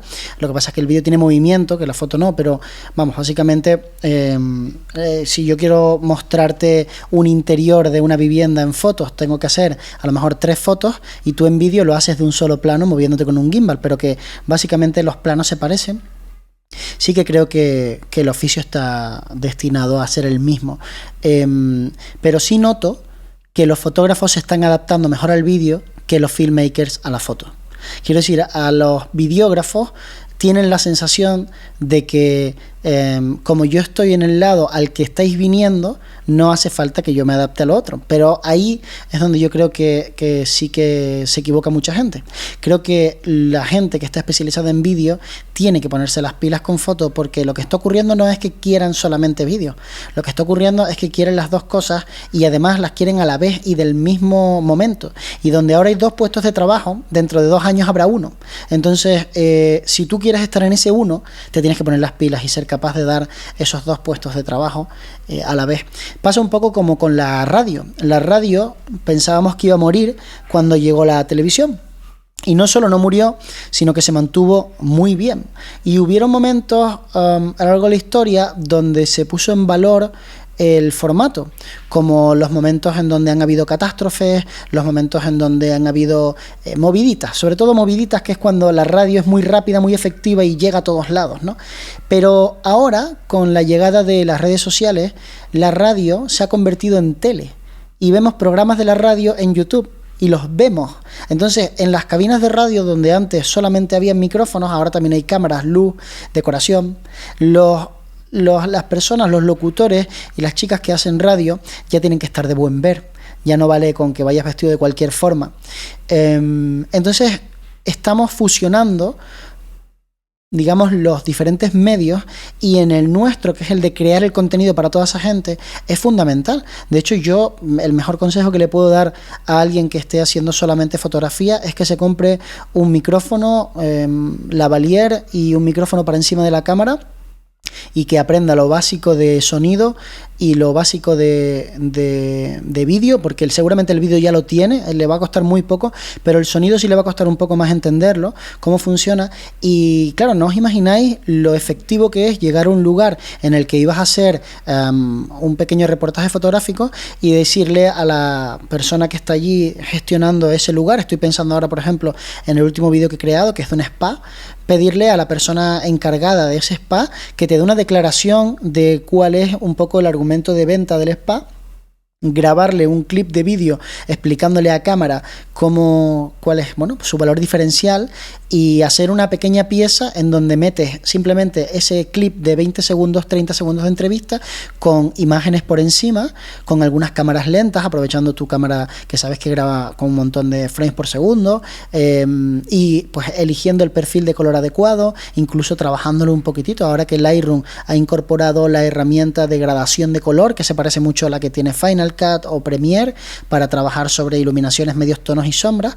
O sea que ahora incluso en ese sentido se están uniendo muchísimo las herramientas, ¿no? Y también vamos a ver cómo dentro de unos años los mismos software que ahora solamente hacen foto o vídeo van a empezar a hacer las dos cosas, y vamos a poder trabajar con ellos, sobre todo el tema de color y demás. Para eso tardaremos un poco más, pero las cámaras lo tenemos claro. De hecho, ahora mismo el argumento de venta de las cámaras de fotos, ¿cuál es? El vídeo, realmente, ¿no? No hay ya argumentos fotográficos. Tú ves las nuevas de Sony, las nuevas de Canon, las nuevas de Fuji, y lo que cambia es el vídeo, porque la foto es como que ya llegó a un límite en el que ya está muy bien. Entonces, ¿dónde mejoran los iPhones ya? En foto y vídeo, sí, total. Claro. Total. Mejor procesador, pero da igual. Yo el iPhone de hace 2 años me sigue yendo igual de rápido, con lo cual no necesito... Ya, pero tienes una cámara nueva. Exactamente. Todo está girando en torno a crear contenido, y yo creo que las etiquetas son muy malas porque te limitan, hacen que veas la realidad de forma completamente sesgada, cuando la realidad no es sesgada. Cuando realmente tú llegas a un evento y lo más lógico y normal es que la persona, teniendo Instagram, necesita unos cuantos stories para poder comunicar también a través de eso, necesita hacer un Reels. Yo mañana por la mañana me voy a grabarle un par de Reels a una influencer que viene de Península, y si no sois de España, la Península con respecto a las Islas Canarias está a unas 2 horas largas de avión, con lo cual estamos a muchos kilómetros. Esa chica pues me ha llamado a través de un chico que me conoce en la península, y me ha dicho, oye, necesito hacer 2 reels para 2 marcas y los tengo que hacer bien porque tengo que dar la cara, no me puedo grabar con el móvil de forma, necesito que alguien me grabe para yo dirigirte un poco y que pues yo voy y le doy servicio. Si no supiera hacer nada de vídeo, no podría darle ese servicio, perdería un cliente. Pero es que además, muchas veces de los propios vídeos de YouTube, en donde estoy haciendo un trabajo para un restaurante, los propios planos que utilizo en el B-roll, en esta parte que suena la música y se ven planos bonitos, son mejores y son pues posiblemente el mejor contenido en vídeo que tenga ese restaurante. Entonces cuando te ve hacerlo, te dice, oye, ¿y si me haces eso pero para mí? Y ya, ¿sabes? O te puedo comprar esos planos de B-roll, me los puedes dar, que quiero montar un vídeo corporativo. Oye, y si vienes y me haces una mini entrevista al chef y con esos mismos planos que ya tienes me montas una pieza, es que todo el mundo necesita ya todas las cosas, ¿no? Y sí, yo sinceramente creo que hace muchos años que vengo defendiendo este discurso. Al principio lo defendía con más vehemencia porque veía que la gente no se daba cuenta. Ahora ya veo que todo el mundo se está dando cuenta, veo que la gente está entendiendo cómo funciona.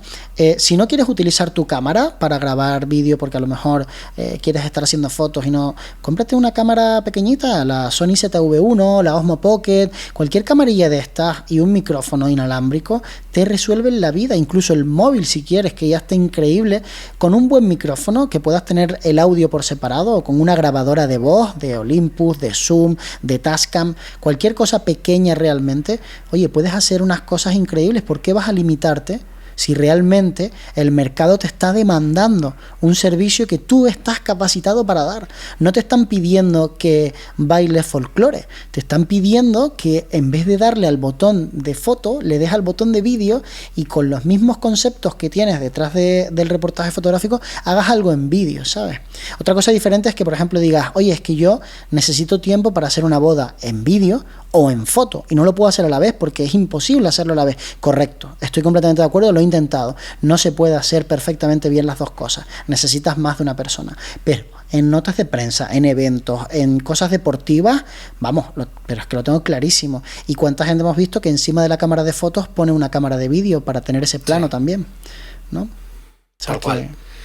Vaya perlas me has dejado, Edu. En el podcast has soltado unas cuantas. Te tengo que agradecer enormemente que no ha sido fácil traerte. Además, creo que no te prodigas mucho, ¿no? No, la verdad es que me pongo tanto en mis propios canales, ¿no? Me muestro tanto en mis canales que he tratado de restringir muchísimo aparecer en los demás lugares, porque como mis canales los manejo yo, pues al final si un día quiero tirar una bomba y destruirlo todo, solamente quedará el recuerdo de que existí, si acaso. Un tío con barba. Exacto. Y entonces eso como que me da cierta tranquilidad el saber que si un día quiero dejar de existir en YouTube, puedo dejar de existir. Si quiero dejar de existir en el podcast, en mi blog, y pasar otra vez un poco al anonimato, entre comillas, puedo hacerlo, ¿no? Y tengo que decir una cosa, y es que al principio, cuando empecé, no entendía a los creadores de contenido que de repente tiraban una bomba de humo y desaparecían. Ha habido montones en España, muchísima gente que se hizo como súper famosa y de repente pluf y hasta luego. Pero ahora cada vez los entiendo más, porque existe un desgaste grande si no mides bien. Salen muchas oportunidades, tienes que saber decir que no, porque si no, de verdad es un tema de desgaste. Y la clave está un poco en saber decir que no con gracia, porque a todo el mundo le molesta cuando le dices que no, pues piensan a lo mejor que eres soberbio o que como ellos están empezando, pues a lo mejor no quieres aparecer en un medio pequeño y demás. Pero yo no lo hago por eso, ni mucho menos. Yo lo hago porque de verdad que me cuesta mucho el compaginar ya mi propia vida como para también estar sacando tiempo para los canales de otras personas y demás, ¿no? Seguramente si lo hiciera me conocería mucha más gente todavía, ¿no? Pero de alguna forma, pues eso, no trato de ser desagradable, sino de que entiendan que justo ahora no es el momento, a lo mejor más adelante. Y te agradezco mucho que me hayas invitado, porque me lo he pasado muy bien. Y de hecho he aceptado en gran parte porque era un podcast que hablaba para filmmakers también, y a mí me encanta, y cada vez creo más contenido de ese tipo, entonces digo, pues voy a descartamos que ha sido por mi belleza física o por mi locuacidad. Bueno, también, por supuesto, también. Te pensaba que ibas a decir, hombre, físicamente tampoco vales mucho. No, para nada, sí. Edu, encantado de haberte tenido, encantado de la charla, me ha gustado muchísimo. Me gustaría que tal vez en un futuro volvieras a pasar por aquí, a volver a contarnos algunas cositas más. Yo me he quedado con muchas ganas de hablar de muchas más cosas, pero como tampoco habíamos hablado de cuánto tiempo íbamos a durar, no te quiero secuestrar mucho, ni quiero que a mitad de podcast me digas, bueno, Jordi, ya está, que esto aquí, ¿por qué huele a comida ya? Pues te agradezco el respeto por el tiempo, y seguro que más adelante podremos volver a estar por aquí y charlando de otras cosillas. Muy bien, Edu, un abrazo muy grande. Un abrazo grande, chao. Y ya sin más, deciros que si os ha gustado este episodio y queréis ayudarnos, que sepáis que dándonos 5 estrellas si creéis que la merecemos, comentando o compartiendo este podcast, nos ayudáis enormemente. No olvidéis suscribiros en la plataforma que más uséis para enteraros de cuando lanzamos un capítulo nuevo, y si queréis contactar conmigo, estaré en Facebook buscando El Corte Final Podcast o mandando un mail a elcortefinalpodcast@gmail.com. Ya sabéis que todo esto, todo de lo que hemos hablado en este programa y mucho más, lo tenéis en las notas del programa. Hasta la próxima.